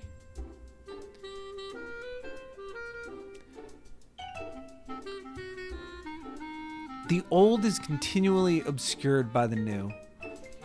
Your own history is covering up your life, a palimpsest of undead layers. New impositions cannot be peeled back. The past is obscured and you no longer remember where your memories end and his begin. You no longer remember where you end and he begins. Hello? There we go. The possibility remains. Perhaps this is only the narrative he wanted you to believe. Perhaps you are another victim, like all the others, abused and taken advantage of. But when you consider yourself alone, as an individual, all you can really understand is the truth of a lie devoid of meaning. It is his presence, even now his memory, that gives you purpose. Make your own meaning. He was your meaning.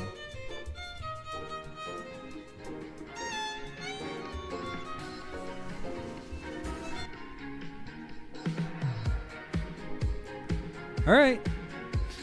We got some tunes.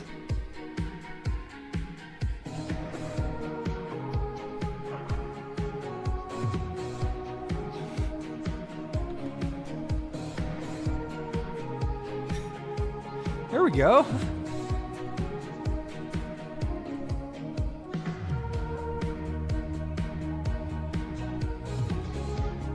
Confirming.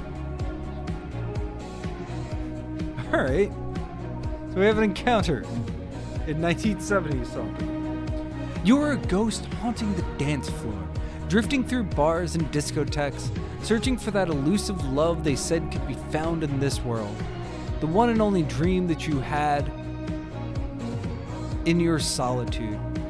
What you wanted was to be subsumed by something greater, to touch the face of the divine, which is to be annihilated. That was your dream. That was what you chose for yourself.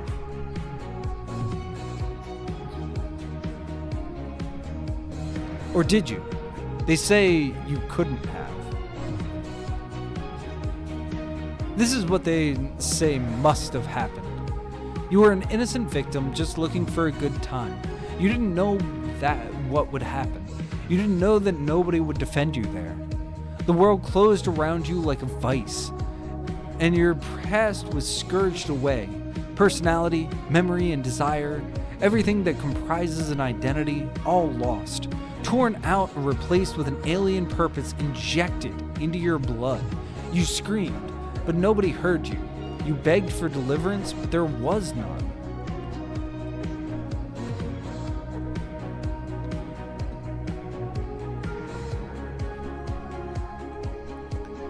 You remember nothing like that happening, but how can you be sure that it did not happen? What you remember cannot be trusted. How do you know who is lying to you? How can you recover your history? There are no physical remainders of your past. You looked. All photos and documents have disappeared. You seem to remember burning them yourself? Everything of your old self was scourged away. And do you even want to know? If you returned to the people who once knew you, even if you could, you would be as a stranger to them. Years have gone by. There are no more physical remnants of that evening. It can only be left to imagination. Visions and possibilities flourish, then die away. Imagined sufferings, vicissitudes of torment, trauma, struggle. You only know how it ended. You can never be sure how it began. What can you really be certain of? Nothing. But there is the pleasant dream you remember. But perhaps it's only the fragile veneer over an ugly reality. Perhaps not. No, pleasant dream. I'm sorry. Everybody's always like, meh, being a vampire would suck. Look at all these sad vampires. And I'm just like, you get to be immortal. You get to, like, do whatever you want. You are a monster. Where is the bad part of being a vampire? Somebody tell me. And if somebody says prion disease, it is 2025. We can, like, figure that out. There is no... This is like, you know, when people are like, being a Highlander, look how sad they are. And it's like, no! You get to be immortal. And, like, all of them are, like, ridiculous like art dealers and like antiques dealers, and they're like, ah, yes, you know, this from the 1300s. All the while you're like, that was my dad's, like, you know, chamber pot or whatever. Who gives a shit? No, there's no, all these people, there's no bad part. Who wants to live forever when love must die? No, you just get another one. Or like, I don't know, date an immortal. Be a normal person. Date somebody your own age. These are not like fundamental challenges. Anyway, this is why I will always pick the being a vampire rules choice. You knew immediately what he was. Always easy to tell, the way they move with such inhuman fluidity. There are quite many of them in these places. They stalk the night, frequenting the same bars you would frequent in the future, the same blank spaces. You sought them out. He was beautiful. He was the dream incarnate, pulling you towards him the way a satellite is drawn fatally towards a star. You knew there would be the inevitable collision, the moment when the orbit destabilizes and you crash into the center, consumed. He waved you over. There was a conversation had, though the words have been forgotten. You made the request of him. Wind and darkness outside, a drizzle, needles of water over streets choked with traffic and smog. You went with him. Balcony light, warm bulb glow, wind over the distant hum of city streets, palm trees trembling in the parkway. You leaned on the railing and witnessed distant flashes of light playing above the skyline. Spires pierced polluted air, above them the storm. Above you, his presence, looming, a living corpse. A forgotten conversation was held, a death-cool hand placed on your shoulder. Lying in the bedroom, a softness, sweeping silence and the storm outside muffled by glass and distance. He approached for the kiss, bent over you, undead. He approached and you allowed him, the way a priest bends the knee before divine decree. He pressed his lips to you. He took and sanctified you, made you anew. You were as smoke. You flew up and outward. You were a vessel filled. His will sang through you like the sea.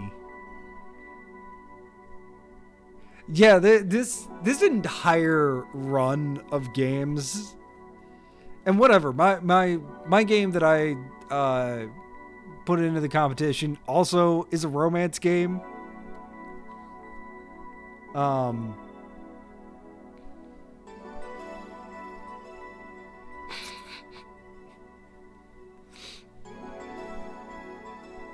mean, we can make our way through the cave with kissing.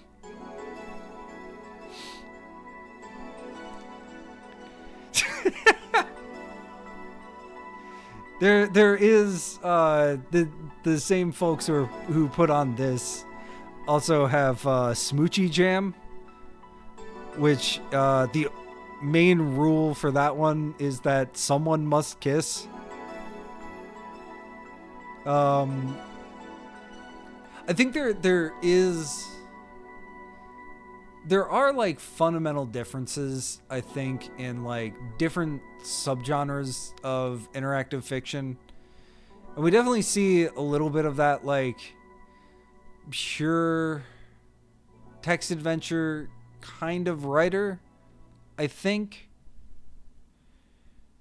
Like we saw that with Anolony, which I think is an amazing game in this competition.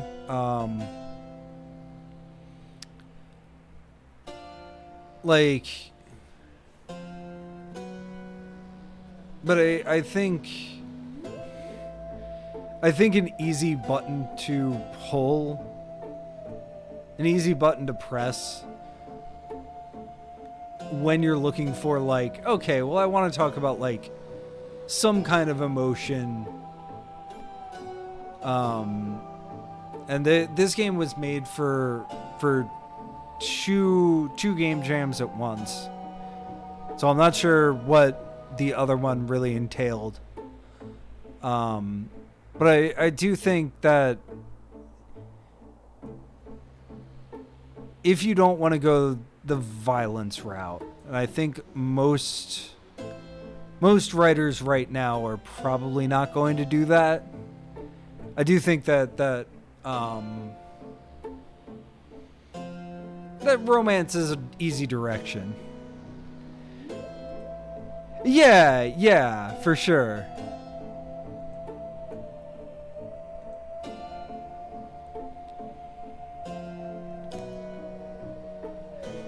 I'm also here for like vampire making out, like I'm here for it.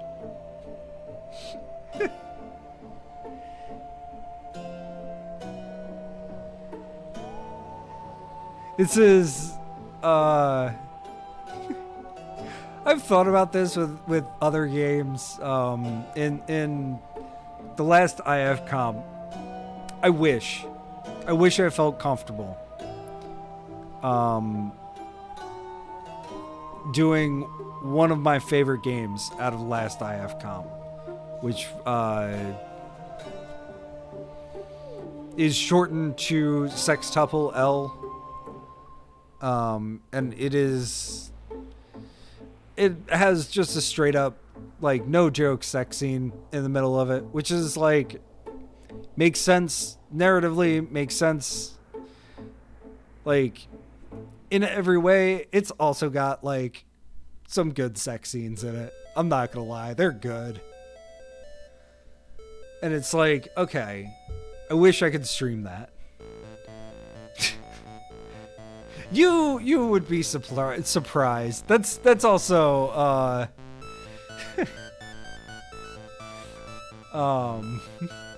hotel full of dogs in a way, hetero boyfriend in a way.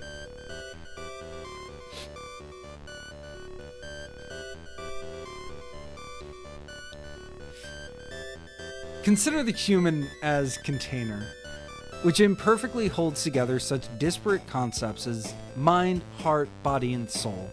The human as container, which can be opened and filled with whatever is proper, whatever is loving, whatever is right. The kiss plants a seed at your neck which blossoms in your brain. It forges the bond that links two together, forever until death and beyond. In this, everything you had ever wanted was granted. You became his recipient. You became the message he sent to the recipient. And you became the paper on which his message was written. The abjuration of self was complete. The umber haze of heat lightning, shadow and a light melding together, photographic film quality, a softness. This is the dream you have yearned for. Now it has descended upon you.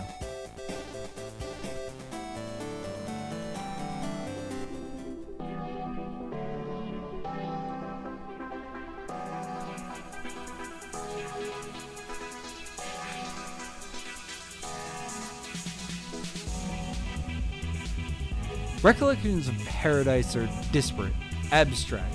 Hazy moonlight through curtains, gauzy strips of neon, the kiss of lifeblood flowing outward and toward. Softness, a touch, the electricity of skin-to-skin contact. No distance between yourself and him. You became two souls threaded into one. You became a river flowing into the sea. He was the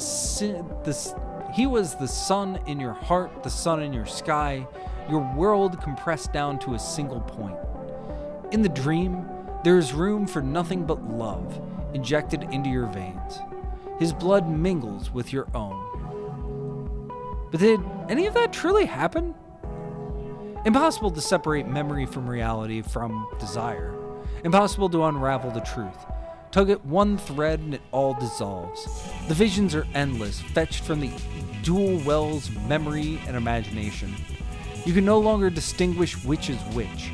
Everything becomes everything else. Everything melts into everything else, as smoke into air. A memory vivid enough to hurt, though you can no longer be sure if it happened. Sharing a sofa, plush, dark. The one you have lying downstairs, dust-coated since his death. The television, also left unattended for years. The fireplace was crackling. So it was winter, or close to it. The logical mind can fill in where memory fails. Imagine fallen snow outside, the frigid chill of frost when your fingertips graze the window. "Come here," he said. Oh my gosh.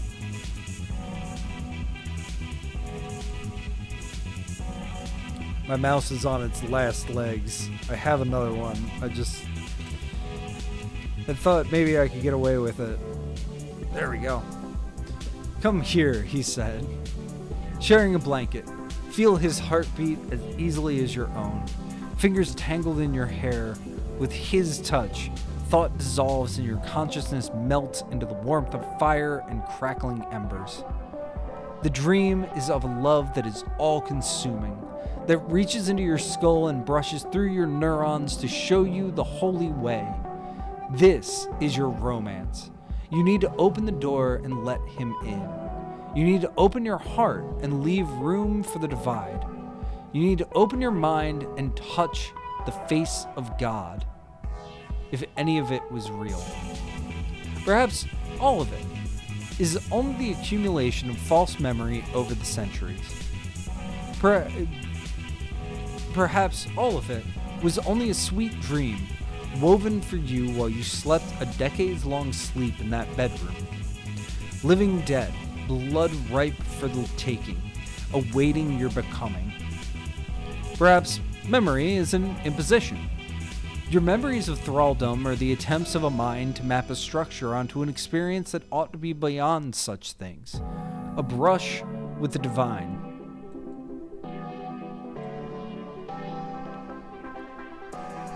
Remove yourself from memories then. No concrete images. Nothing could describe it. The words used ought to be abstract and conceptual. A completion, an imminent perfection. A lovely scraping against your skull. Your old world coming to ruin, scraped away. In the end, words fail. In trying to remember, you forever circled the elusive center, failing to capture what cannot be described, only eternally rediscovered, again and again without end. To feed is to chase his shadow. All the things come and gone talk with his tongue. Blood is a necessity. There are people who seek out those like you. Me. That's me. Encounters arranged on apps, signals surreptitiously swapped, swipe left or right, the years pass, the interfaces come and go, but the desire stays the same. Church. Bright pillars and bygone memories of holiness, closed now, but you slip through, a shadow, to where the other man awaits, living red, livid red and breathing, his blood sweet. Pews in silent repose frame the location where you pull him down and take what is yours. He lives to leave. They all do. No sudden violence or murderous turn, as there is in the popular imagination. You are a gracious parasite. Most of your kind are gracious. Pragmatism shuns needless violence. See? You can be a good vampire. This is the point. Like the cubicle door 431-301-091. Interesting. Stall, framed by the cubicle door. Tapping underfoot, the sound echoing in the dense space. The opaque glass of the window is smudged, letting in that tawny light. Come closer, closer still. Drips of sink water, legs pressed into cold tile, skin against skin, a shadow of what you used to have, biting, digging into the sweet lifeblood which flows out and around. The ghost of rapture as you chase after the lingering smoke of his presence. Glimpsed out of the corner of your eye, phone numbers, clustering on the stalled door, scribbled by phantom hands. Ghosts of the past. Seeking for completion. Car. Sliver of smog glimpsed past pulled down shades. This is your capsule, your dark space inside yourself. Only now can you retreat back there, when the blood reaches your lips and you sip. A leech, the parasite engorged on their blood, wanting to madly assimilate the flesh of the other into yourself. But the other you dream of is not this specter of a man in front of you, but the real him, who is gone now, vaporized, floating gaseous in your dreams. Here, everything collects to you and means nothing. The world in a drop of blood. Exhaust floating up from the tailpipe is the ghost of holy smoke, dissolving into the polluted sky. The asphyxiating specter of the past. Afterwards, the subjects depart. The names and faces fade away. You do not make of them what he made of you. You haven't the will. The years pass. You are swallowing earthly blood, but thinking only of him above, watching over you always. Your soul rotates in the palm of his hand. The years pass. Acid rain wears old monuments to dust. Pollution fills the air and birds fall out of the sky. Still, you are here, waiting, watching, repeating with the same motions. Undead, a living corpse. You cannot live without him. How could you live without him? Without him, there is an absence, a burning hole inside. The want to turn back time, the want to reach inside and find the emptiness and pull it out, unspool it, replace it with the missing component that would complete you. But only he could complete you, and he is gone. Gouge out a way right through the skull. So here you are, in the dead shadow of the mall, 15 floors of concrete and glass. LEDs on the wall glitter, tracing out names, places, faces, which swallow each other and disappear. The billboard beneath flashes images which too disappear, pixelating, becoming digital debris, receding into the ether as you step away, replaced soon enough by others. These people are hardly real. You have past memories of flickering faces in suits, glimpsed through digital screens. Software for e-meetings, corporate shadows that glide above the world like sharks and dive in when prompted to take what they may. You could return to that world. The legal system has numerous pathways in place for thralls and vampires to regain their ideal place in society. And though your documents are gone, but his still exist, and you can easily use them. Oh my gosh. Mouse. Fine. One nice thing about web-based, link things, you can use tab. To share blood is to share secrets, to glimpse the innermost workings of another's mind. He guarded personal details and shaped your memories, but all his formal and technological learning is still within you. You have his degrees and his knowledge, which are your degrees and your knowledge, and you could step into his lonely skin as easily as he stepped into yours. Goodbye to immortality exsanguinated from you. You would be an ordinary human again, sit at desks and break rooms and conference tables. And perhaps then you would be happy. Leucotomy, a surgical removal of vampirism. It injects new cells into old veins, overwrites Thrall neurons with healthy, independent ones, and makes incisions into bone and blood and brain, all to conjure the citizen you should have been into reality. You will always be incomplete, they say. There is something empty in you, a hole in yourself where other people desire companionship and love. True love, not the shadow of dominion you cling to. As long as you long for the shadow of death, you will never be a real person. You ought to fulfill yourself. You need to hold on to this void, not what you've loved and lost, not what once loved and lost you, not what forced you to love it. Isn't that true? Clinic, 6 blocks down from your apartment. Absolutely not! You chose not to go. All things wish to perpetuate themselves. You too must act in self-preservation. You will cling on to your love because it is all you have left. This iteration of you is defined by him. You can no more give him away than to cease to breathe, to be. You will keep existing as a living ghost, superimposed above the person you used to be, rewritten by his hand. You will exist as the ghost of him, as the last lingering shred of his will before he departed, vaporize as smoke into the air. He imprinted himself upon you. You imprinted upon him. You became mirrors of each other, two souls clapped together. To deny him is to deny yourself. Another version of you might have done something different, but that version of you is not here. It may never have existed. You will live without a solution. You have existed this way for a long time already, a parasite on the world, descending to take your fill before you retreat back to your eternal shelter. You have seen countless anonymous faces come and go, live and die, and cared for none of them. Perhaps his death sealed off the one spot in your heart that was left open to love of the living.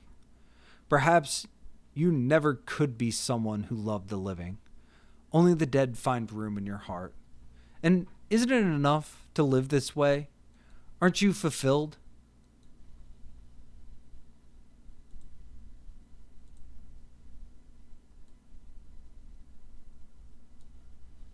The old cities are gone now, replaced by other cities that look more or less the same. The human spirit continues to struggle forward, though continually daunted by the specters of greed and death. Billions have died and billions more will, yet there has been no apocalypse. Everything struggles forward as it always has. You too persist. The waters may drown out the land and the air may become poison, but once the smog begins to choke out sunlight, the world will only be more inhabitable to those like you. You are perfectly suited for this kind of world. Nothing will change, and you see no reason for it to. You think he is looking down at you even more from his ethereal perch. But that may be the cold smile of all these stars. Soon they too will be extinguished by the smoke.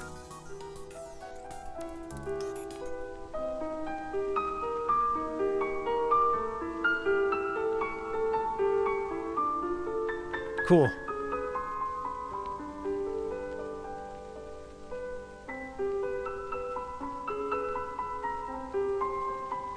That's the end of Thrall.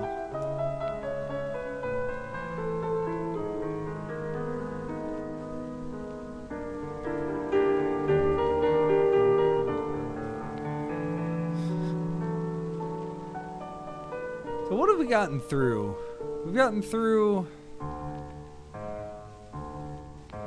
3, it seems.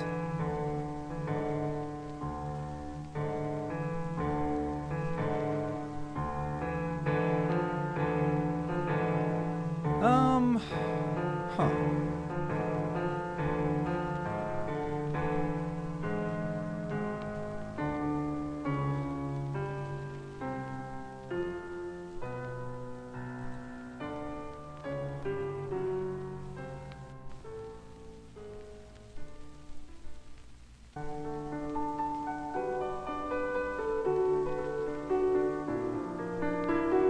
On the one hand, we have 5 left.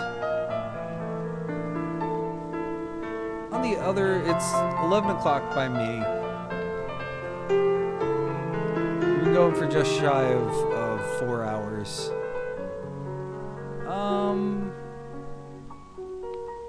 Let's call it here. We have 5 more. We can do those in the next day or 2.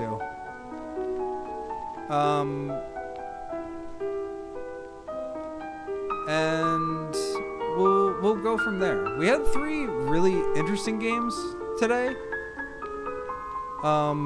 We had this past one, which I can never complain about vampires. We had kind of a meditation on choice, which mildly common topic in interactive fiction, especially click-based interactive fiction, but really, really nice prose. And then we had another one that was also kind of a meditation on choice, but with some interesting like interface and interesting method, and sort of 2 games in one, in the sense of like one made clear like 2 separate ways of approaching the same thing with the same interface. And I thought that was really, really interesting.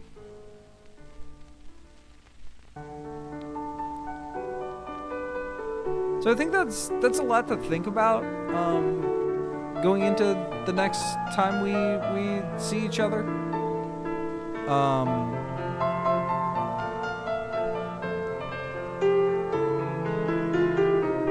We'll go from there. I'm pretty sure the next 5 are really short, so that gives me something to think about. Like, what do I want to do after that, and have a little bit better understanding. Cool. That is pretty rad. Let's find out who's streaming right now. A lot of people. A lot of people.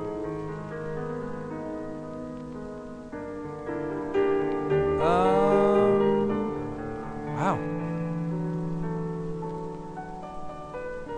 I had 3 choices. I'm gonna check out what these games look like.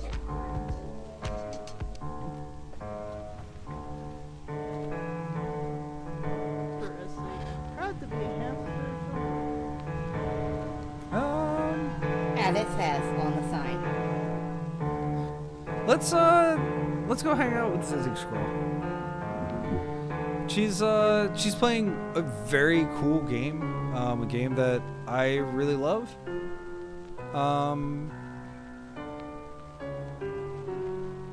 And or at least love to watch anyway. Oh, always that challenge of what do we love? Can't play every game, but Sable is a really cool game, and really pretty, and Zizzy Squirrel is very cool, and very, very like enjoys playing the games that she enjoys. Let's do that. XY, ZZY, SQRL. But yeah, thank you for hanging out. Thank you for stopping by. Thank you for being here on absolutely a Tuesday. We'll see you next time. Toodles.